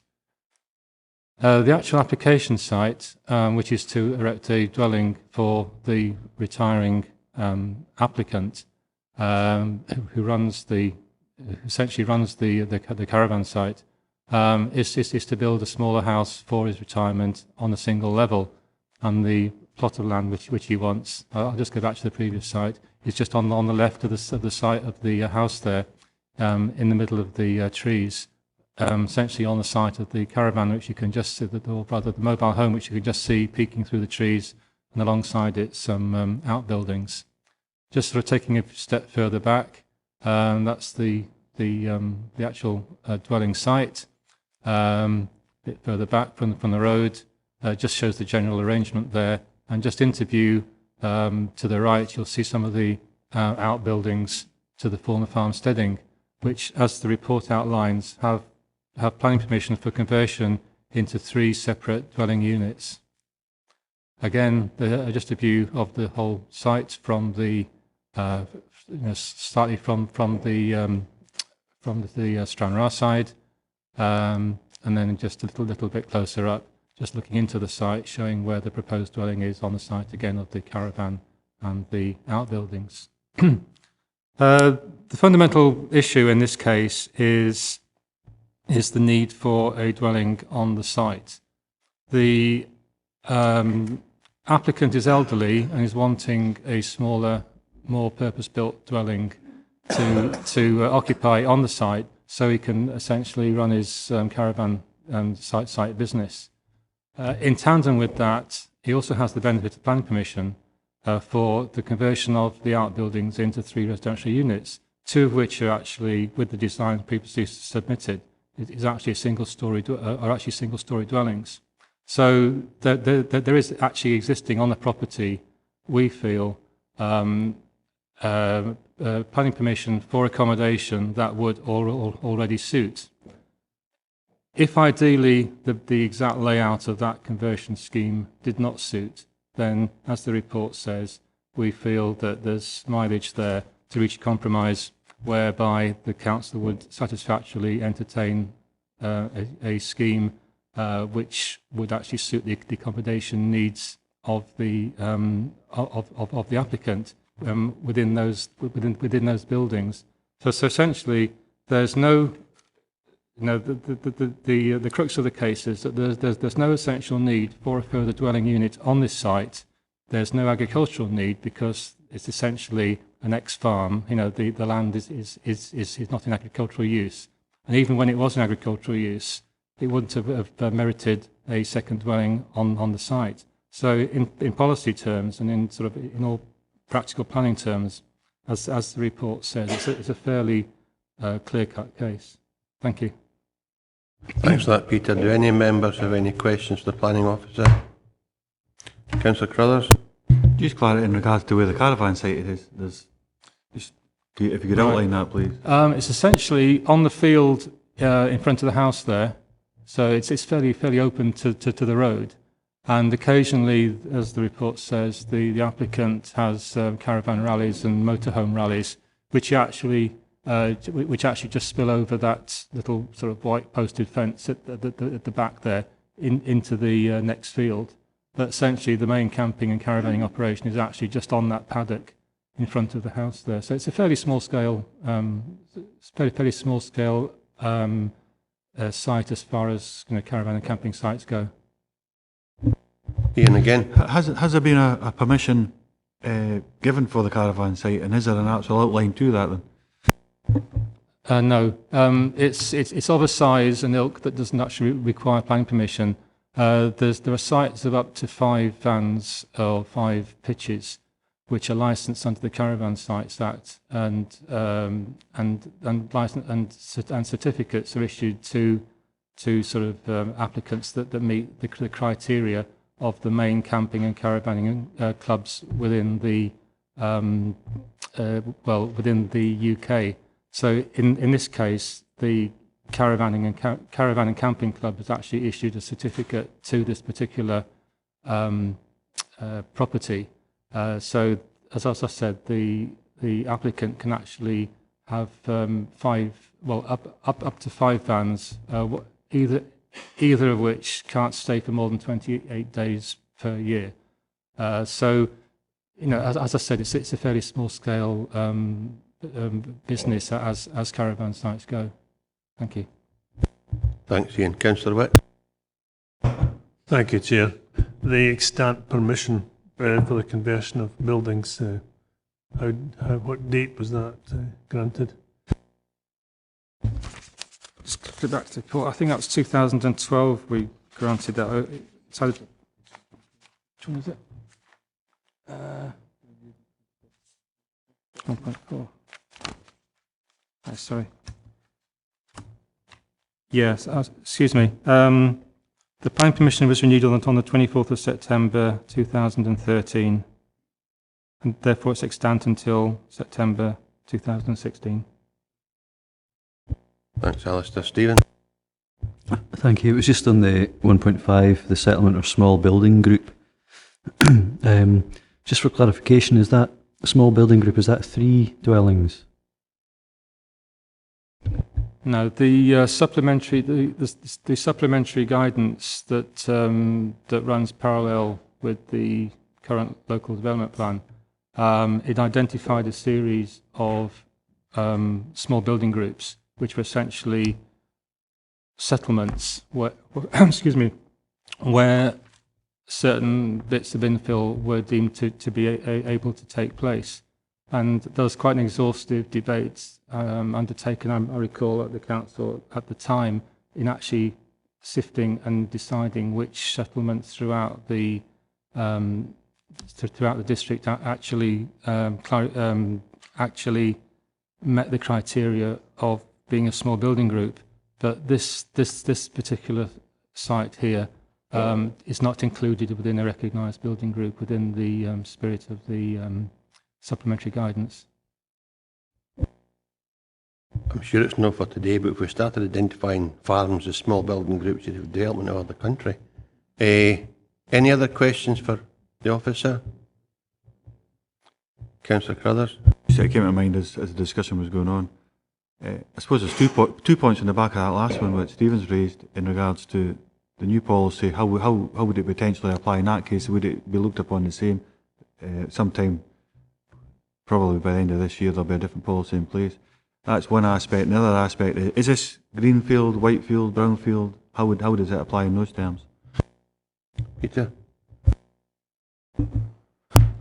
As far as I'm aware, and David may correct me on this, but I think that the new development plan will have its own accompanying supplementary planning guidance.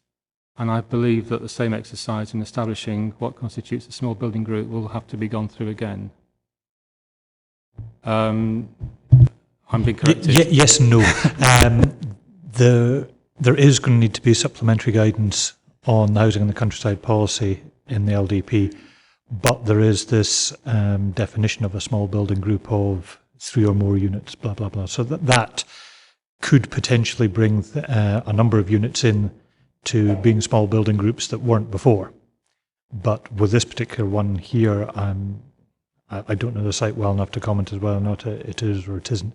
The actual site, I would have to say, is a brownfield site, and as far as you've actually got development on it, you've got the garage building as clear development. So yes, that is a brownfield site that you're looking at there. No other questions for the officer? Councillor McCutcheon? Yep. Sorry, I'm new at this, so you'll have to bear with me. You said on the papers here that there's already 3 premises or 3 properties got permission already for. I'm assuming the one I'm seeing to the right there, would that be one of them? Which I used to know as the Sandmill Bar, where I used to get my ice creams. Peter?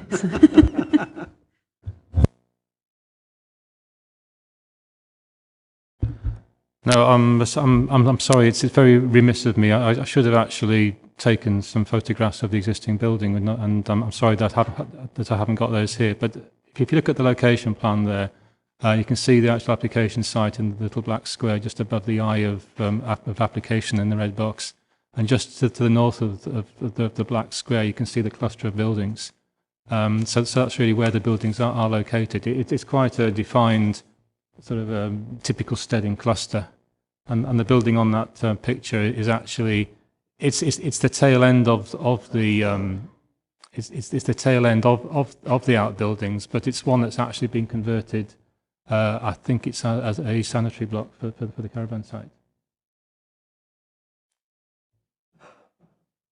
Yeah, you can just get a glimpse there of the easternmost of the buildings just by that camper van. Marion? Sorry, so that leaves the 2 then. I don't know if it, in my opinion, would there be any of them that would be suitable for what the client's already trying to do with the planning at the moment? In my opinion, I believe that the existing buildings could be converted quite satisfactorily to suit the accommodation needs of the applicant. Thank you, Chair. That's just... Thanks, Marion. Councillor Geddes? Would it not be correct also to say, though, Chairman, that given that the applicant has got, got planning consent for a further 3 buildings, one of these buildings, in fact, could be tailored to meet his and his family's specific needs?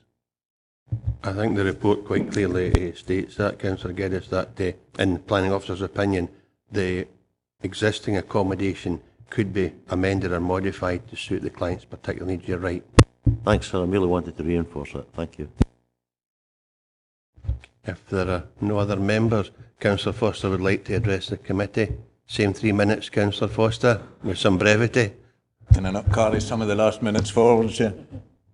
Councillor McCutcheon's quite right. That used to be the milk bar. We're very sober and serious people in the Sandhead area, she's well aware. Basically, if the committee were to approve this today, I'd put my hands up, it would be exception to policy.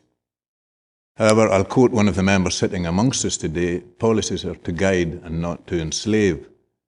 When we became councillors 15 years ago, I'm looking at least 2 or 3 of us amongst us, James Maguire Smith, the then monitoring officer, held seminars for the new members, and I distinctly remember him telling us the biggest thing anybody can bring to a planning committee is common sense.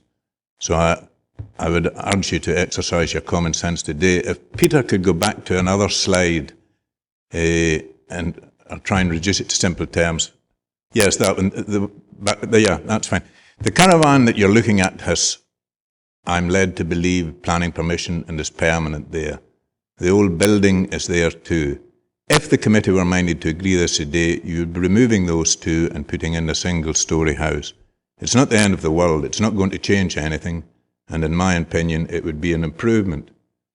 The occupant of the farm and his wife are both in their 70s. There's medical support that they need to move to a single-storey house. Perhaps she could convert an old buyer, but it's not in the same desirable position. If the committee granted this today, you would remove that eyesight and end up with a house that, with proper conditions, would blend into the area. The business isn't large enough for a Section 75. Peter's touched upon that, so we can't go down that route. If a house were granted there, however, there would be some economic benefit because it is the intention of the applicant to let the existing farmhouse where he resides at the moment. So if he got a house there instead of a caravan and a shed, that would release another house that would give him income for his business. I can say no more than that. I'd put my hands up. I do admit it's an exception to policy, but I would hope common sense would prevail. Thank you, Chair. Thanks, Councillor Foster. Does any member have any questions for Councillor Foster? Councillor Diggle. Thank you. What's the applicant's objection to using the existing buyers that have existing planning permission? 2, I would imagine. I don't want to put words in his mouth, but the location isn't the same. I mean, if he builds a house there, you're looking out onto Luce Bay. If he built it where the buyers are, you're looking onto the Dromore Road. You know, it's not a desirable location of which to live. And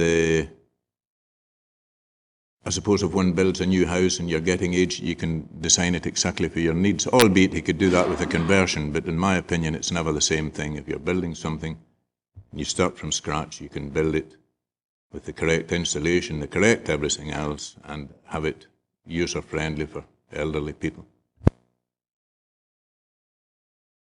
Thanks for that. Councillor Carruthers. Are the buyers single or 2-storey? I've never seen a double-storey buyer in my life, with respect. They're single. Any other members? No. In that case, we're about to go into session. I believe Councillor Foster is going to take his leave.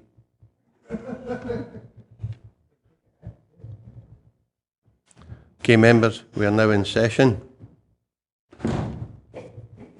Councillor Carruthers.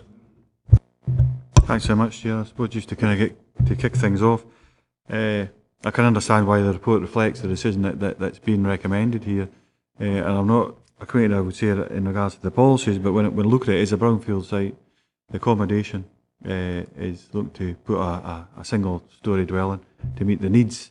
We've not got specific information in regards to that. Councillor Foster touched on that, in what the specific needs are for these elderly people, but you could imagine the benefits they would gain from that. They also touched on economic benefit as well in regards to. So it sounds like they'll be using the existing premises where they stay at the moment for, I don't know if they'll rent out or what they'll do, but obviously it's letting agencies what they're in as far as holiday accommodation. So I'd like to get an understanding what other members are feeling, but as it stands at the moment, I feel as if I could support this. I'd have to work on the actual reasons for the exception, the policy, work on the actual policies itself, but I'd like to hear what other members are thinking, Chair. I'm sure if he developed the site that his application planning permission for, he could still let out his place. But anyway, other members? Where we got? Councillor Drybler, Councillor McKee, Councillor Maitland. Thanks very much, Chair. And obviously the health and well-being of our older generation is forefront of our mind. but it's not part of the plan applications policies to determine that side of thing. We determine policy as is, and the officer has recommended refusal in this particular case. Looking at the supporting statements that have been submitted, we haven't got those particular things, but I'm sure they'll be on the website. Taking the whole report into consideration, I think we have to go with the officer's recommendation and we refuse this application. Unfortunately, the case may be because we may be able to help in other ways for the health and well-being of those particular people. Thanks for that, Councillor Driver. Is that a motion or a view? It's a motion from Councillor Driver. Councillor McKee. Thanks, Chair. I think 4.3 kind of hits the nail on the head as far as I'm concerned. There's an extant permission for a conversion of buildings to form 3 dwelling houses. It should be highlighted that 2 of the 3 units approved are for single-storey dwellings, albeit we'd all like a nice view, but we're not always possible to get that. And I think we're really, and I'll second Councillor Dryburgh, we must go with our recommendations. Thanks for that, Councillor McKee. Councillor Maitland. Yes, I don't think the case has been made. I mean, we're to follow the development plan unless there are material considerations, and I think the report gives us indications that there are other ways of fulfilling the applicant's desires.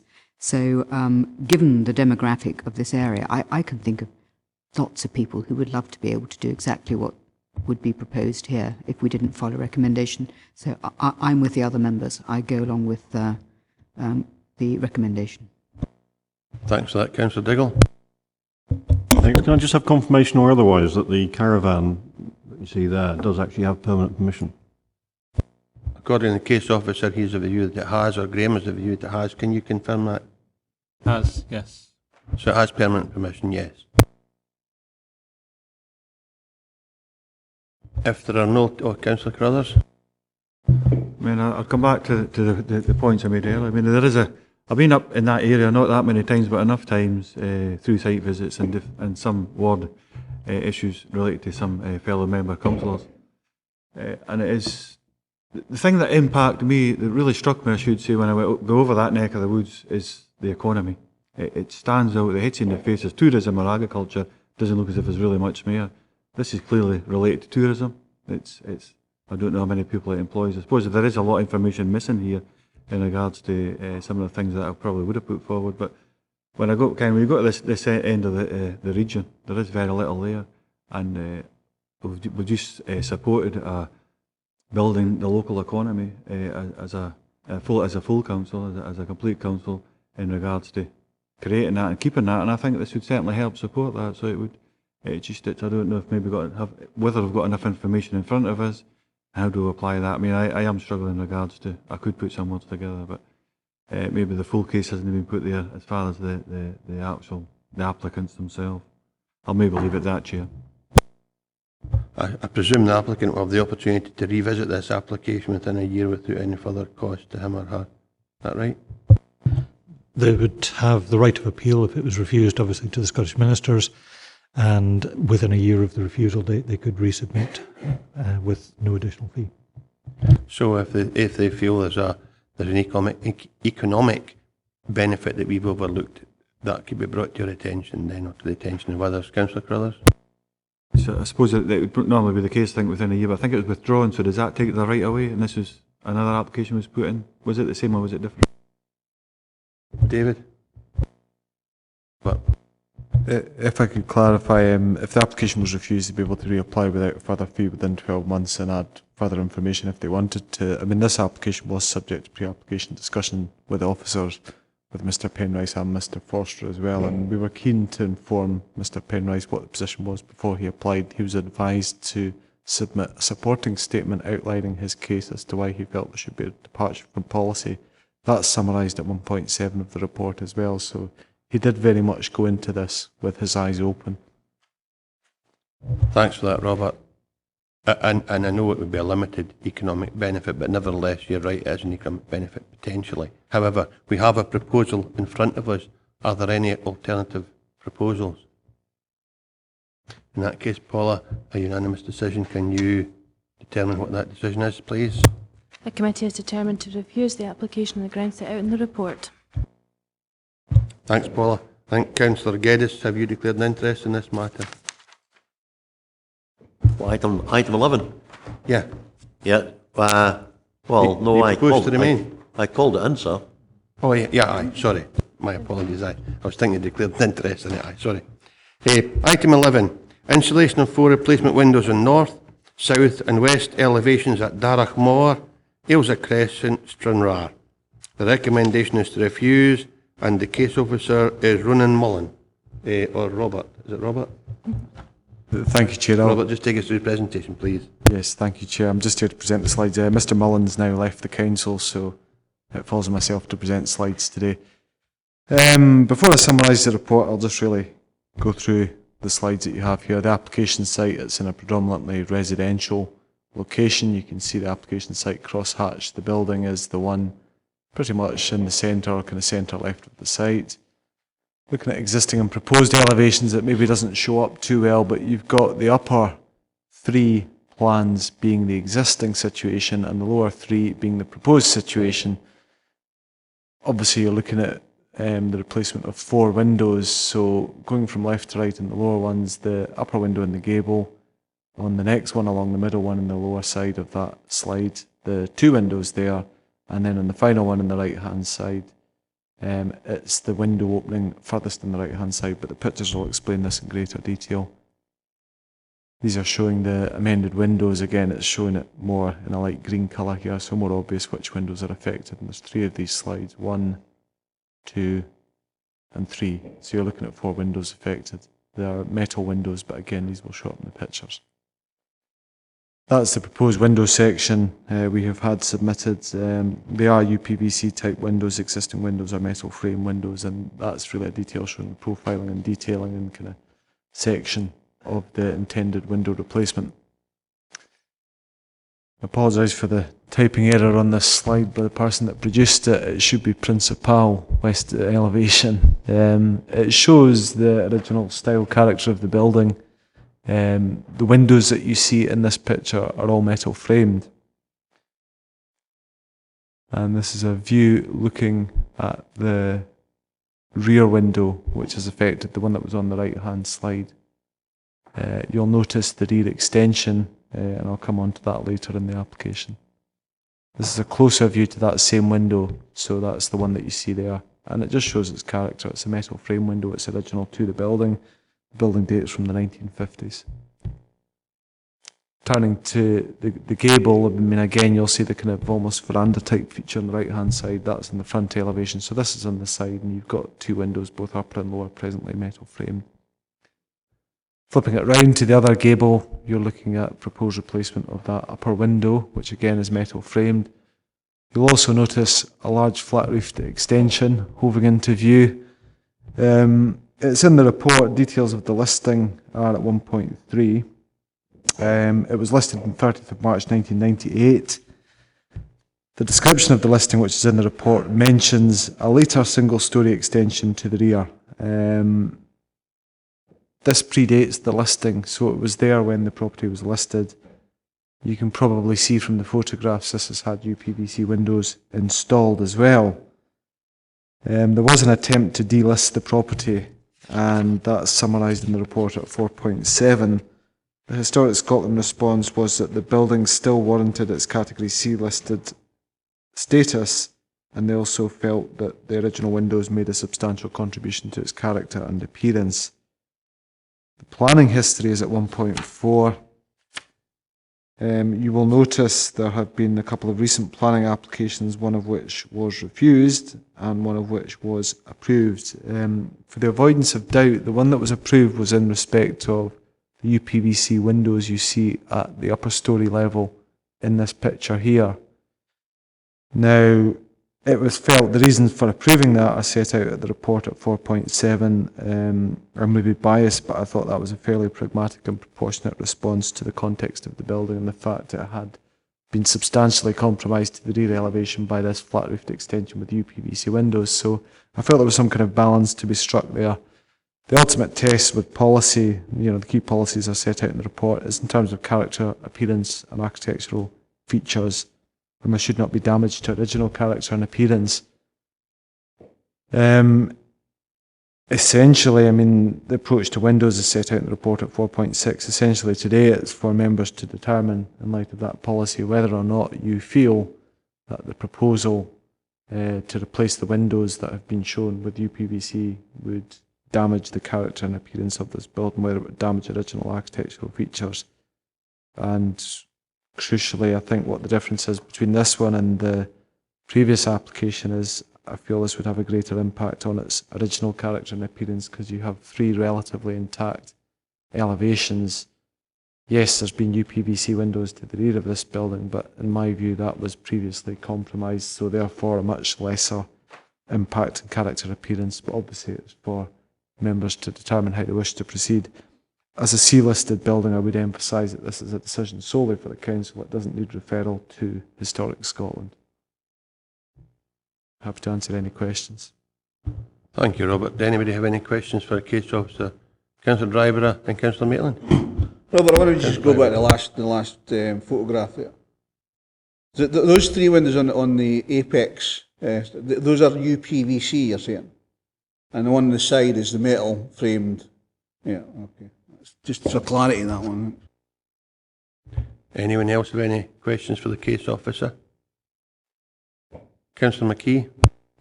I take it, even if they could repair these frames, they wouldn't be able to double glaze them, would they? Robert. They're single pane windows. They did get a report commissioned by Blacksmith to inspect these windows, and it's pretty much accepted that these windows are now not fit for purpose and need to be replaced, but it's the form of replacement being brought forward that the report raises concern with. Okay. Any other members? Councillor Geddes? No, I was just about to go into debate. I was just making sure that everybody had the opportunity to speak to Robert. If there are no other questions for the case officer, we have no listed speakers, so members are now in debate. Councillor Geddes. Can I say, sir, and let me make it abundantly clear to yourself and colleagues, in asking for this to be called in, it was precisely for the reasons that are set out in the italicised paragraph and the 1.1. And let me make it clear to you, Chairman, I'm not necessarily saying, in fact, that the recommendation in the report is wrong. I think it's a difficult, complex issue, this particular case, and I think it certainly resonates, elsewhere. I'm sure that, in all wards of the council, there will be communities which have got the status of outstanding conservation areas, not just conservation areas, but outstanding conservation areas. I don't I understand that Stranraer would not fall into that category, but I've certainly got three communities that I can think of right off the reel in my own ward, Whitetown, Whithorn and Isle of Whithorn. And I think that there are issues here which the council are really going to have to give consideration to. I accept entirely, sir, that you've got to deal with each application on its merits, and it's been helpful as far as I'm concerned to have had that reinforced today at various stages throughout the consideration of the various applications. But as I say, I think there are wider issues here, and I am minded to suggest to you that I feel that it would be worthwhile having a site visit in relation to this particular property, because I've listened, watched, carefully the slides that Robert has given, but I think it would personally it would be worthwhile seeing the situation on the ground, that and the relationship between the UPVC windows and the metal windows, etc. And I would be minded, sir, to move. In fact, it would defer consideration of this application to allow us, as it were, to go and see just exactly, what the situation is on the ground. And let me repeat, sir, I'm not here today being hostile to the case officer's recommendation. As I say, I think it's a difficult, complex issue. I personally would like some further information, and I think probably the best way to be able to get that information would be, as I've said, to have a site visit. So I would move that, sir, that we defer consideration and undertake a site visit to the property. Thanks for that, Councillor Geddes. Councillor Dryborough.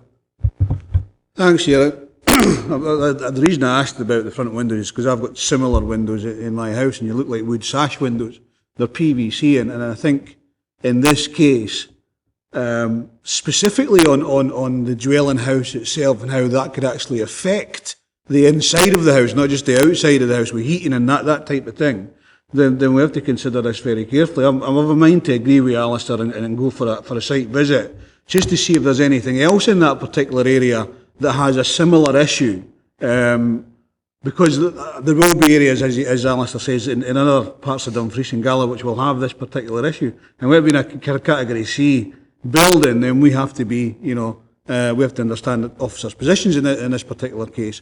But it will be a planning applications committee decision. So therefore, I would certainly suggest that we go along and have a look at this, because it might be useful for other future applications that come to this particular committee.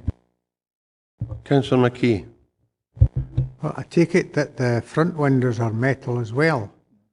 Every aspect is metal except the rear. Except the rear. If that's the case, the chances are they're going to come in for front windows eventually as well. And it may That's be, not for today either, Councillor McKee. I didn't disagree with you, Chair, but you've got to make a decision, and some of these decisions we've had to make today, the planners to a certain extent have been forced into a position to do things that maybe they might not necessarily want to do. And if the front's to be done as well as the sides, it might be a good time now to decide whether, in a site visit, hopefully I'll sort that out, as to whether we change to the plastic or whether we argue for metal. If you're condoning a site visit, that's fine. I think the planners have a position, and the reason it's here is because Councillor Geddes asked it to be here, not because planners brought it here. So in that respect, they have a position, and I would suppose that they will defend that position, and it's up to us to decide whether or no that's fit and proper. Councillor Geddes. Yeah, on the basis of the comments, sir, it's a perfectly valid comment to make about defending a position. I mean, let me repeat, I'm not attacking it. As I say, I feel that there are certain issues here which really need careful consideration by this committee, and I think it would be helpful for the future. As I've already said, Chair, I'm not sitting here today and saying that I would be against or supportive of the recommendation. I would prefer to see it on site and get better understanding of it. That's where I'm coming from. There currently appears to be consensus, and I know for a minute when I was saying you were attacking it, and I think what I maybe should have said was we would normally give that delegation to authority to determine, but because of a member's intervention, it's here today. That's maybe a better way of putting it. Councillor Maitland.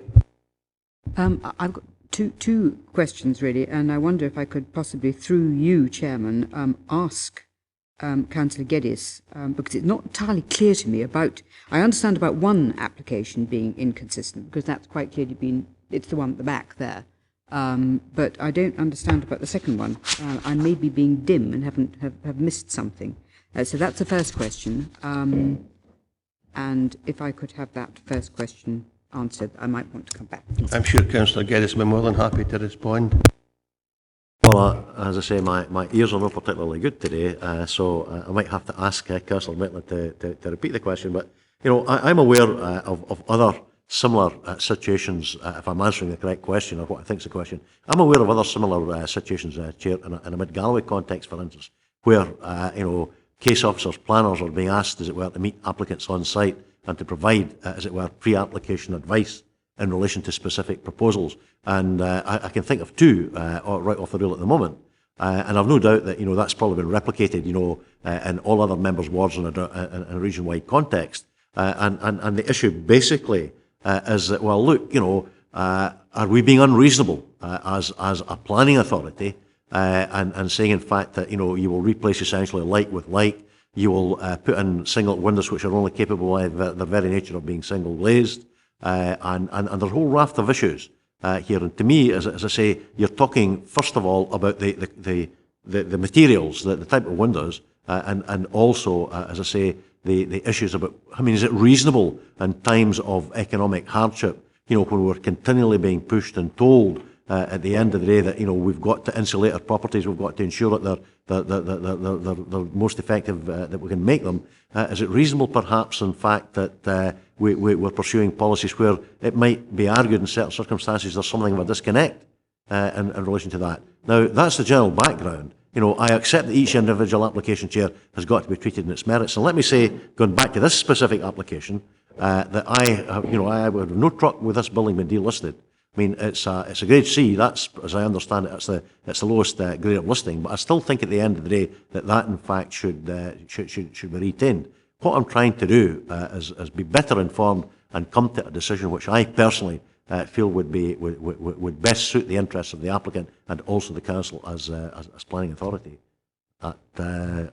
I hope that's raised the point, dealt with the point that Councillor Maitland has raised. If not, we can talk to her offline about it. I would hope so, and I know you rehearsed it just a few minutes ago. We do deal with every application that's merit, and just a couple of months ago we refused an application from Kirkconnell to change 35 windows that were single glazed, and the members all felt that that was the appropriate decision given the circumstances.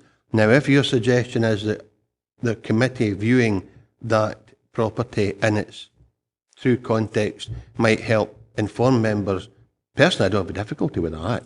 And I would suppose if that's the direction we're taking, it would be helpful if we could see physically something that was going to be replaced rather than a diagram as part of the presentation Robert gave, because there's little point in deciding you may want to consider a change, but then just a schematic diagram of what that may or may not look like. So it may be that we need to do more than just visit the premises. But anyway, I'm in members' hands. What members wish to do? Councillor Diggle's not had the opportunity yet, so with a lady's permission, I'll allow him in first, then Councillor Maitland, and then Councillor Crothers. Thank you, Chair. My view is that the UPVC windows are actually much better in terms of a practical and appearance point of view compared with those metal windows. And I think putting UPVC windows in would not erode the character and appearance of this listed building. I'm surprised it's listed anyway, but I think this is borne out by Councillor Driver asking for clarification on those three windows in the gable end, whether they were metal or whether UPVC. I think from a distance you just can't tell. I think, though, you had a very reasonable and appropriate response from the planning officer. The extension was put on there before the building was listed. He felt it was fair to allow plastic windows on the rear only because there were plastic UPVC in the windows below, and that part of the listing refers directly to the metal windows. In other words, that's part of the character of the building, which is why there is this persuasion to try and retain them. And it's here, you know why the circumstances are, it's here, and it's up to us to determine whether or no the planning officer is absolutely right, or whether there's an opportunity to go and view the premises and see if there's another potential solution. But we'll come to that at the end of the deliberations. Peter, do you want to come back? Just come back on that. But we're correct in thinking that the three windows on the gable end there are UPVC, and presumably they had metal windows in previously. The three on the extension, the bottom left hand with the picture. No, in the gable end. The three ones above are UPVC, but as the case officer said, because the extension was there at the rear and had UPVC, the case officer then, Ronan Millen, felt it was appropriate to allow UPVC because the rear aspect of the building is compromised anyway. Mm-hmm. But the other three aspects aren't, and they still have the traditional 1950s window. And the listing makes specific reference to the ones that remain, but you're absolutely right. The rear of the building, everything you see is plastic UPVC. Councillor Maitland. We've got something procedural. I'm going to be consistent. I don't think we should go on a site visit. I think we should decide it now. So if I put that down, I don't know if I'll have a seconder, but let's deal with that, Chairman. Okay, well, we'll see if you have a seconder for that, but we'll allow Councillor Crothers to go in first because there is a proposal and a seconder for a site visit. Councillor Crothers? I fully support the site visit. I think it would certainly help me because I've got a couple of cases on the go at the moment. One's maybe just finished, another one's coming into hand in regards to similar circumstance. So it would certainly help me. Future applications, but in particular for this one, it'd be a very interesting state of affairs to be in, I think. Okay, if all members have had an opportunity to speak, we have a proposal and a seconder. I think it was Councillor Dryborough that seconded Councillor Geddes in relation to a site visit. Councillor Maitland believes she has enough information to determine this application today. Is there any supporter for Councillor Maitland? Councillor Ogilvie and then Councillor Thompson. I'm a bit confused because the premise that Alistair brought this here was because there's a wider issue. This is a specific issue to do with listing, and it looks like it's listed to the right. So we're making a motion, an amendment, Is it on the application or is it on the wider issue of, Councillor Crothers said the same, he's got another couple of things in the pipeline. That's fine, that's up to him. But we're here today to make a determination on whether, and we've heard from Robert about the listing. So are we splitting the two things out? Is it a wider issue or is it a specific issue? We're not splitting anything out. We're here to determine a planning application, so it's very specific to this property. Councillor Geddes may have made reference to other matters, and so might Councillor Crothers, but that's nothing to do with the application today. Councillor Geddes has asked us to visit this location to examine the property, and it may be that in the same area we are showing other examples where an alternative type of window may fit, but we're here only on this application, and we're here simply to determine this application, and it's on the basis of visiting this property and examining possibly other types of window that would be going on a site visit if members are agreeable to that. I presume that's what you were saying, Councillor Geddes. You don't want us to do a tourist or the marker. Certainly not, sir. But as I say, I think there are implications in relation to this property which will resonate, in a much wider context in Dumfries and Galloway. But you're quite right. I agree entirely with you. What we have before us today is an application in relation to a specific property. I'm saying that I personally find it helpful to have a site visit, to be better informed as a consequence before we take the decision. But I would like to think that we don't live in silos, we don't live in isolation, and I would have thought that perhaps depending on circumstances, what we learn or what we garner, as it were, from the visit and the determination of the application might stand us in worthwhile stead for in the future. I mean, for instance, earlier on, sir, you alluded to the fact that recently there was a property in the Sanker area, 35 windows, where we refused, in fact, to grant the application to renew these. I did not move against the decision, but I have to say that, I was somewhat uneasy about the implications, because I go back to what I've already said. We're being told, regularly that we've got, in fact, to ensure that buildings are as fuel efficient, etc., as possible, and as well insulated as possible. And certain windows, by their very nature, have difficulty in meeting these criteria. So, as I say, but that's a wider issue. What I'm looking for, as I say, is a site visit in relation to this particular application. And let me repeat, sir, I am neither hostile to or supportive of, at this stage, the planning officer's recommendation. I want to go and have a look at it on the ground and be better informed as a consequence before I come to make my decision. Grateful to you, Chairman. Thanks for that, Chair. Councillor Ogilvie, you wanted to come back, and then it's Councillor Thompson. Okay, Councillor Thompson. Thanks, Chair. I'll second Councillor Maitland's proposal.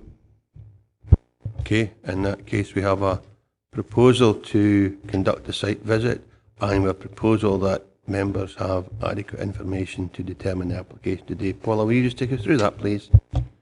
Motion proposed by Councillor Geddes, seconded by Councillor Drybrough, is to defer consideration to allow a site visit.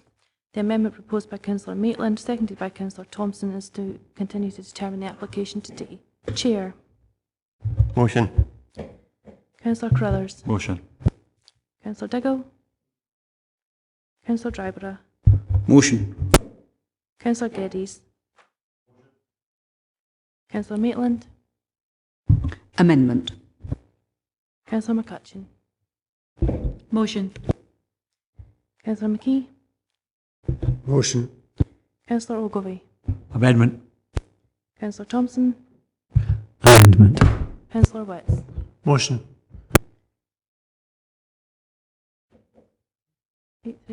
8 votes for the motion, 3 for the amendment. Committee is determined to defer consideration to allow a site visit. Thank you for that, Paula.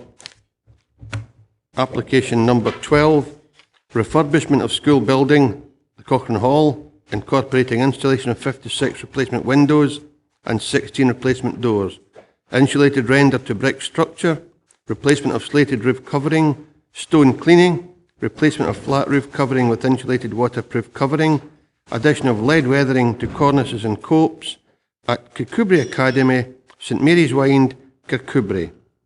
The recommendation is approved subject to conditions, and the case officer is Judith Turnbull. Judith, will you take us through your presentation, please? Yes, thank you, Chair. Yes, this is an application at Kirkcudbright Academy. You can see that on the location plan of the application site. The Cochrane Hall is the Academy's main hall. It's situated just north of the group of buildings of the Academy with the main part of the school to the south and southeast. The building itself is C-listed and was completed around 1926, and the building is not within the Kirkcudbright Conservation Area. An associated listed building consent application for the works was submitted along with this application, and it's currently being considered by Historic Scotland because the council can't grant itself listed building consent, and that's why this application has come before the Planning Applications Committee, because it's been submitted by the council. This is just to show the floor plans of the building, to show the extent of the building and what it contains.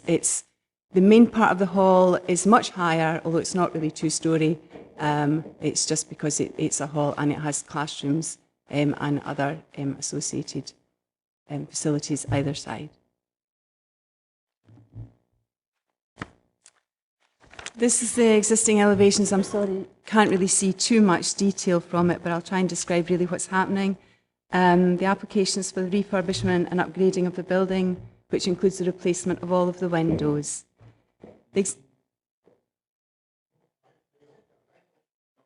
Some of them are.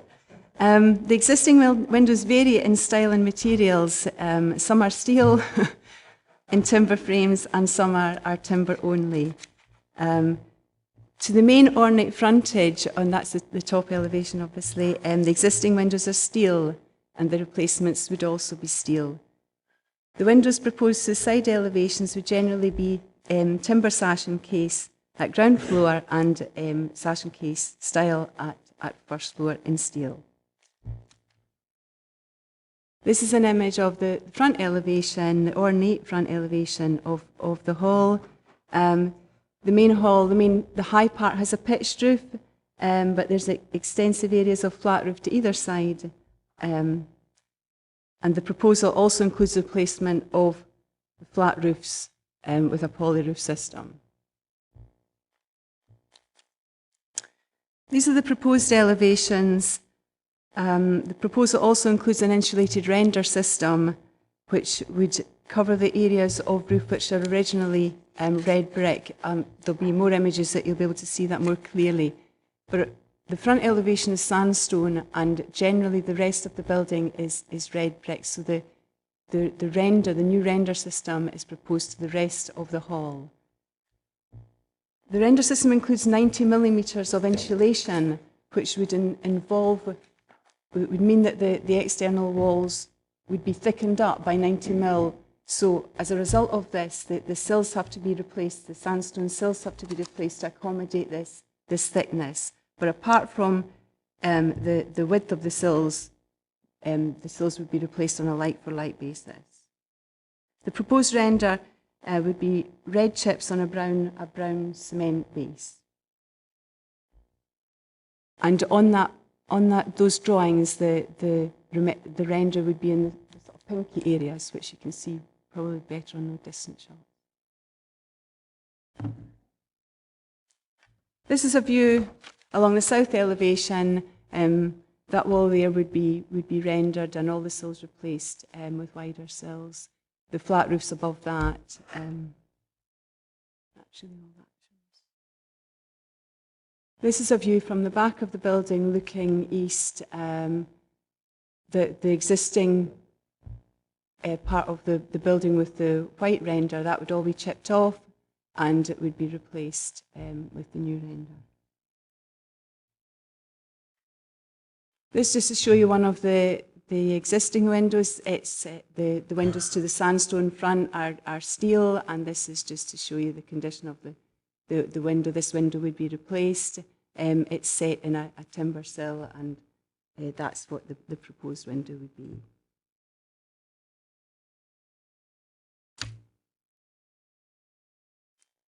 This is the window schedule.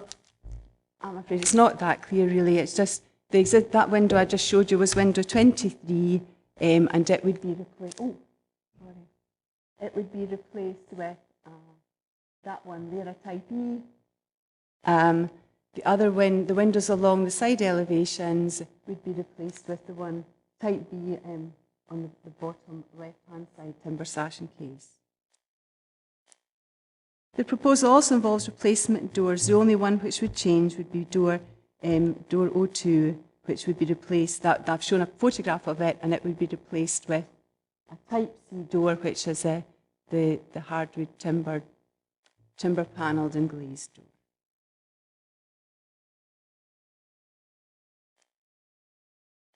Also included in the proposal is lead capping of cornicing and the parapets. There's low-level cornicing and high-level cornicing, and the parapet is at the top of the flat roofs. So that's the details showing the lead covering to those. This is a view of the building. The lead protection is only on the sandstone areas, which is generally at the front of the building, and I'll try and point out.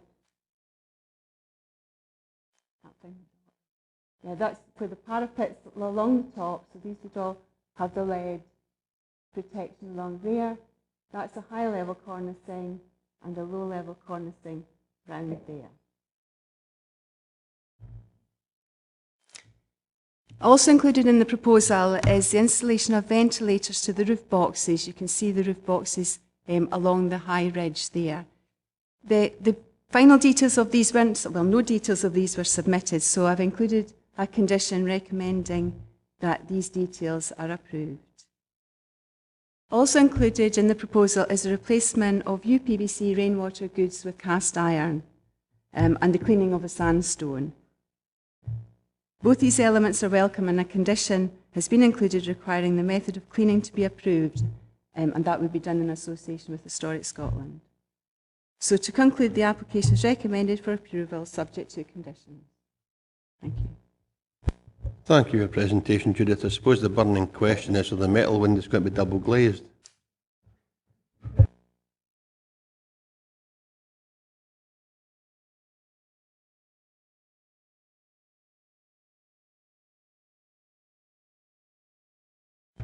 Do you know, Judith? No.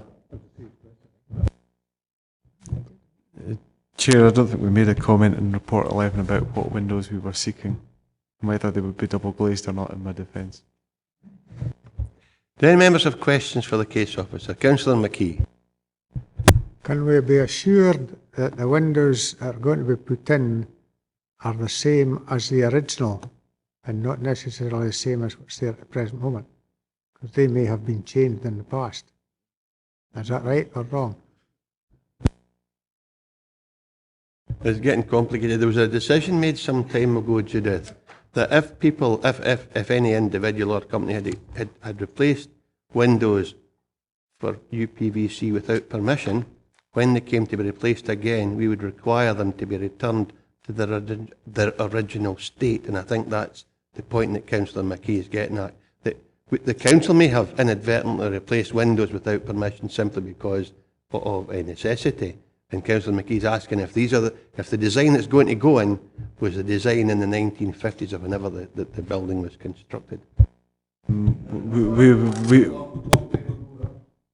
mean, essentially we don't know. I understand the building was built in 1926, so that's certainly when it was opened.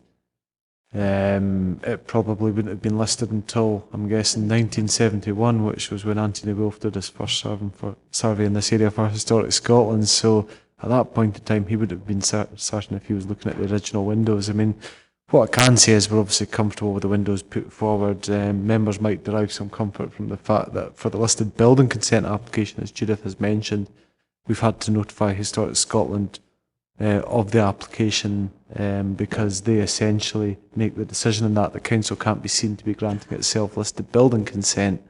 So, you know, if they have a problem with it, it simply won't gain a listed building consent and we'll go back to the drawing board. I think the problem with that was, and I hate harping back to decisions we made, but a couple of months ago when officers recommend refusal of 35 windows in a property, we were shown images that Historic Scotland had taken of the property in the 70s, and that was what they were looking to have reinstated. Now, if that's not a listed building, the same detail won't be on record, but if that's a listed building, Historic Scotland should have images to the 1970s of what that building looked like. And in the interest of consistency, we should be saying we would expect, especially as a council, because we are saying to others, at your expense you will do exactly what we say because that's appropriate. We should be doing the same. So I'm sure you're going, I tell you, you get a kick in, Judith. I'm sure we should maybe go and examine exactly what we propose to do and see if that fits with council policy. But I'll leave that to David to decide. Yeah. Councillor Ogilvie. It's just on following on your point. We heard earlier that a C-listed building is down to the council, whereas B and A are Historic Scotland. I understand you've referred this to them because you can't give yourself permission, but we're here to give permission. So I'm a bit thing. The other question I wanted to ask, Chair, was: did you say in your presentation that you're going to pebble dash a C-listed building? I think replace existing render was what was said. No, it's no pebble dash. I think it's that board you screw on. But anyway, Judith. Judith. Thank you. The render is a dry dash. It's red chip on a brown base, and that was recommended to the architects by our conservation officer at pre-application stage. So, before David forgets, I'll ask him to go back to the window part, and then Councillor Maitland wants to come back in as well. Just for clarification, the one in Sanker, the photos that were shown were the ones that we took as a council in 1995 when we did a survey of all the listed buildings. So I don't think you'll find Historic Scotland have a photographic survey. We certainly have a photographic survey of what was there in 95, the 1996 caring for the built environment document came in, and that's where it basically said we encouraged anybody who had made unauthorised alterations to a listed building to restore them to an appropriate manner. I would suspect, in the same way as, funnily enough, the Ilso Crescent one, the building here would have had metal windows as the original at the first floor level. I couldn't guess, but the ground floor ones. But what's being done here is an appropriate replacement.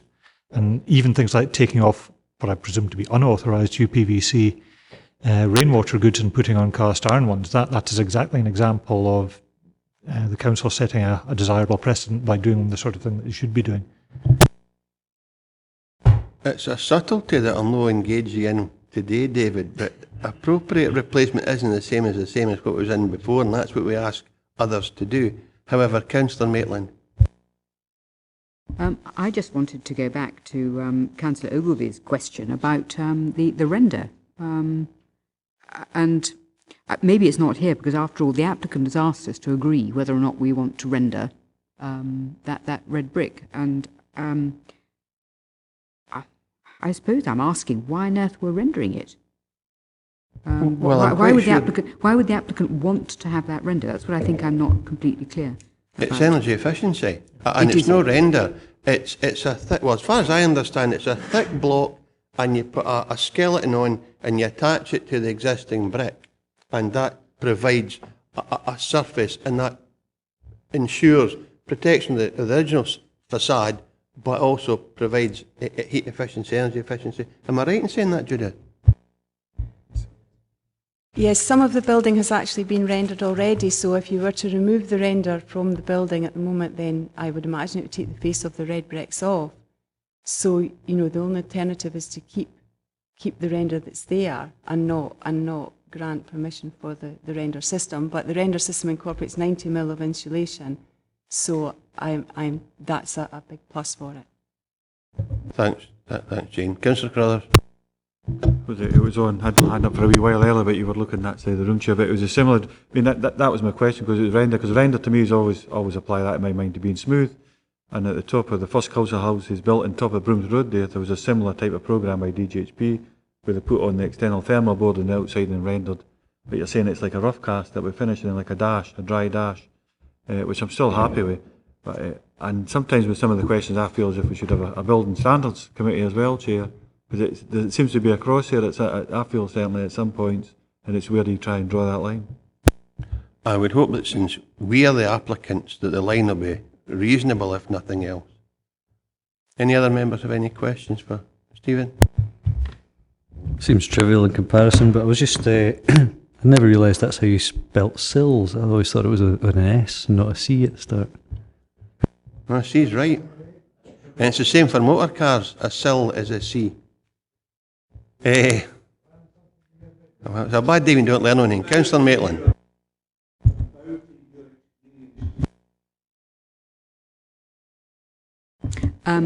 You would, I think, expect nothing less of me.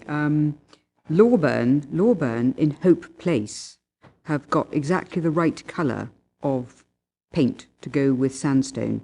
I think white is hideous with sandstone, and I think I don't think the council should be allowed to put white on. I think they should be putting on something which is more sympathetic. Hope Place has got it absolutely right. Can we just determine what the condition is in terms of colour, David? We'll have a set of conditions. Yeah, well, basically, as it's in paragraph 1.6, where it's going to be finished with red granite chips on a brown render base. Happy with that, Jane? No, we're talking about windows. 1.4.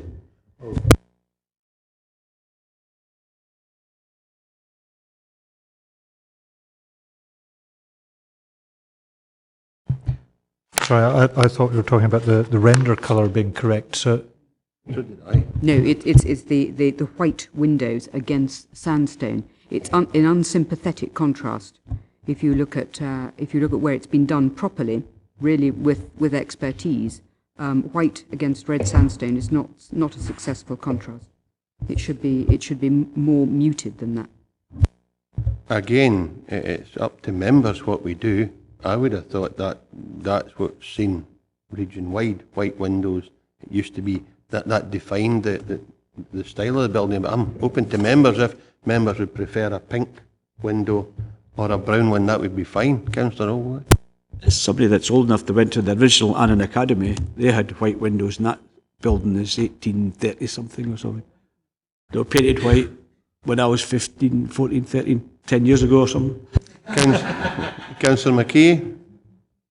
The picture that we were shown of the metal window had a wooden frame around it, and I think if it had been painted, it would have been painted brown by the look of it. No, it's painted white.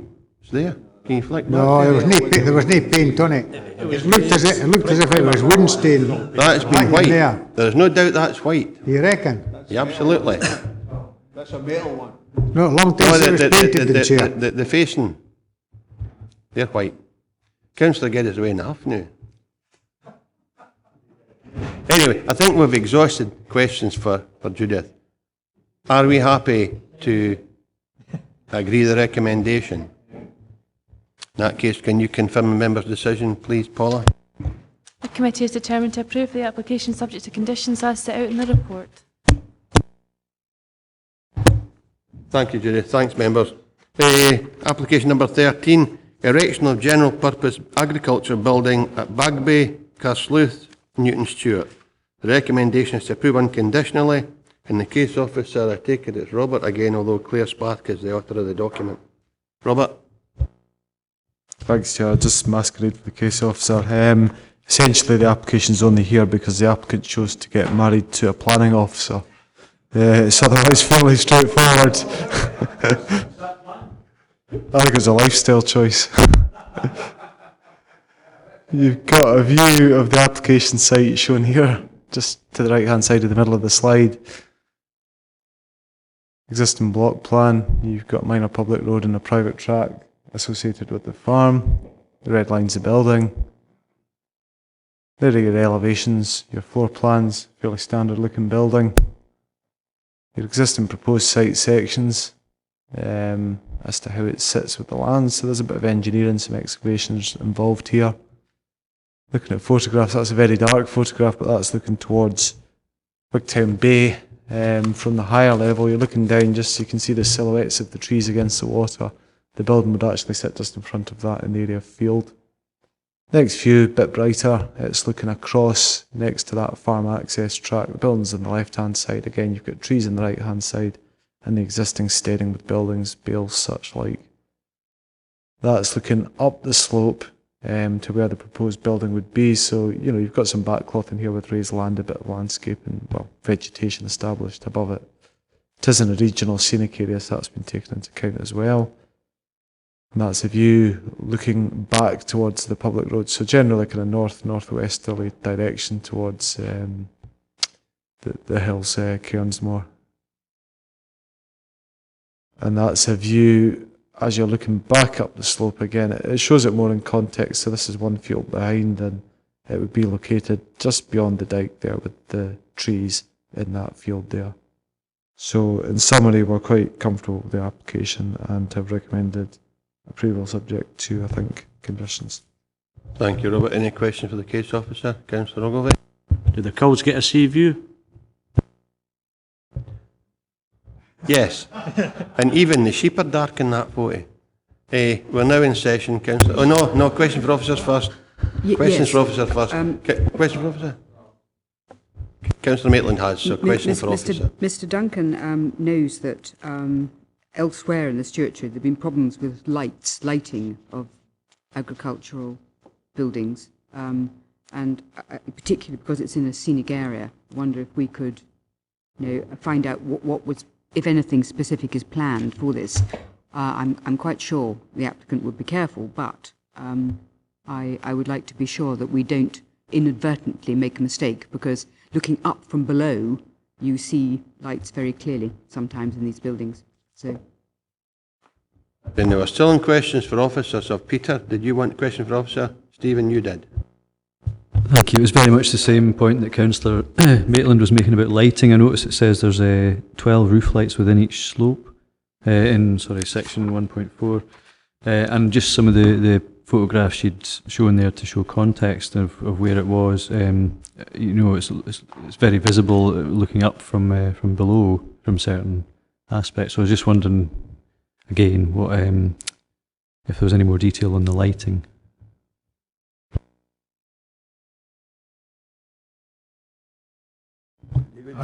We normally don't actually have details of internal or external lighting for these type of things. I would suggest if there's a concern, we could probably put a directive on, just requesting that they do make due consideration of it. I presume it's not in the dark skies area. Robert's shaking his head, so it wouldn't have the dark skies compliant requirement, but it's not a problem to add a directive on if that's what members would wish. Can you just explain again what your concern is, Councillor Maitland, in relation to the lighting? Sometimes in agricultural buildings, because of the nature of them, when you're looking up from below, which is what this one will be, you get orange sodium very, very, very clearly seen, which you don't get when you're on a level. And believe you me, actually, that there is quite an issue where we're being incredibly careful about lighting designs for residential property, and suddenly you get an industrial orange sodium light, which probably isn't meant, and if a little thought had gone into it to start with, you can head off at the pass. And if members are comfortable with that, is that something David could maybe be delegated to do? Councillor Ogilvie, is it the same point? Just tried to be helpful. I mean, I'm looking at the wee lane there, and Robert in his submission said that this is quite a bit up a private track. I'm looking at the map here on page 141, and I'm trying to find a road. The only road I can see is one that goes to Bagby. I think that's Bagby Farm, is it? Where's the 75? Can you offer some assistance, Robert? Oh, there. So sure, quite happy to clarify, Chair. The A75 is right at the foot of the plan you have on page 141. So in the bottom left corner, the southernmost road there is the A75. The road immediately to the north of that is the minor road that serves Carslouth and Kirkmabrec at the moment. It used to be the main road, but obviously it's not now. From there, going from the north, and it's just off the location plan of page 141, just slightly to the west there, you've got the public road which climbs up to Bagby Farm. Now this is a view looking back down towards Bagby Farm from the public road above the site. So this is looking in a southwesterly direction towards Wigtown Bay. That's public road when you're looking at the location plan, that's the kind of, it looks like an arrow line, almost looks like a footpath beyond Bagby, but obviously it's not, it's a road, and this is a view along it looking to the southwest. The private track that I'm talking about, which you see on the right hand side there, is the one that comes off that public road at 90 degrees and goes into the farm units. So it's effectively one of two main routes into the actual farmstead. So it's a private farm track that serves the farm.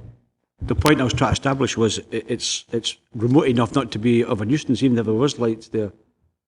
I'm only guessing by the map.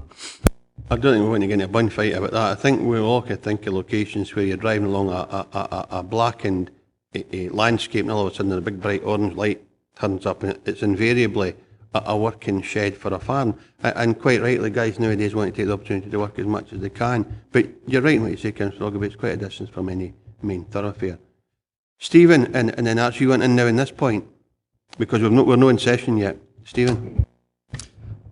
Thanks again, Chair. Just the picture was shown with the view down to the bay, basically. And I think that's the one that sort of triggered my question initially, was like, you know, if you've got a big bright, would it be visible from that vantage point there, so that looking down the way, the light would be effectively visible from the bay, as it were? Thanks.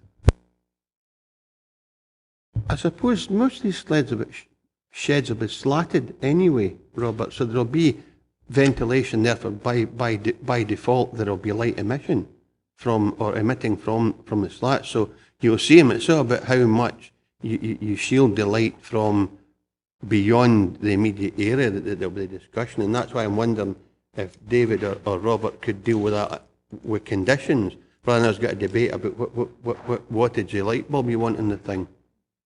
And if you're happy with that, Ian, is it the same subject? Just clarify, I mean, 12 roof lights I think were referred to earlier. I think that is to let light into the building rather than light coming out, just to be clear on that.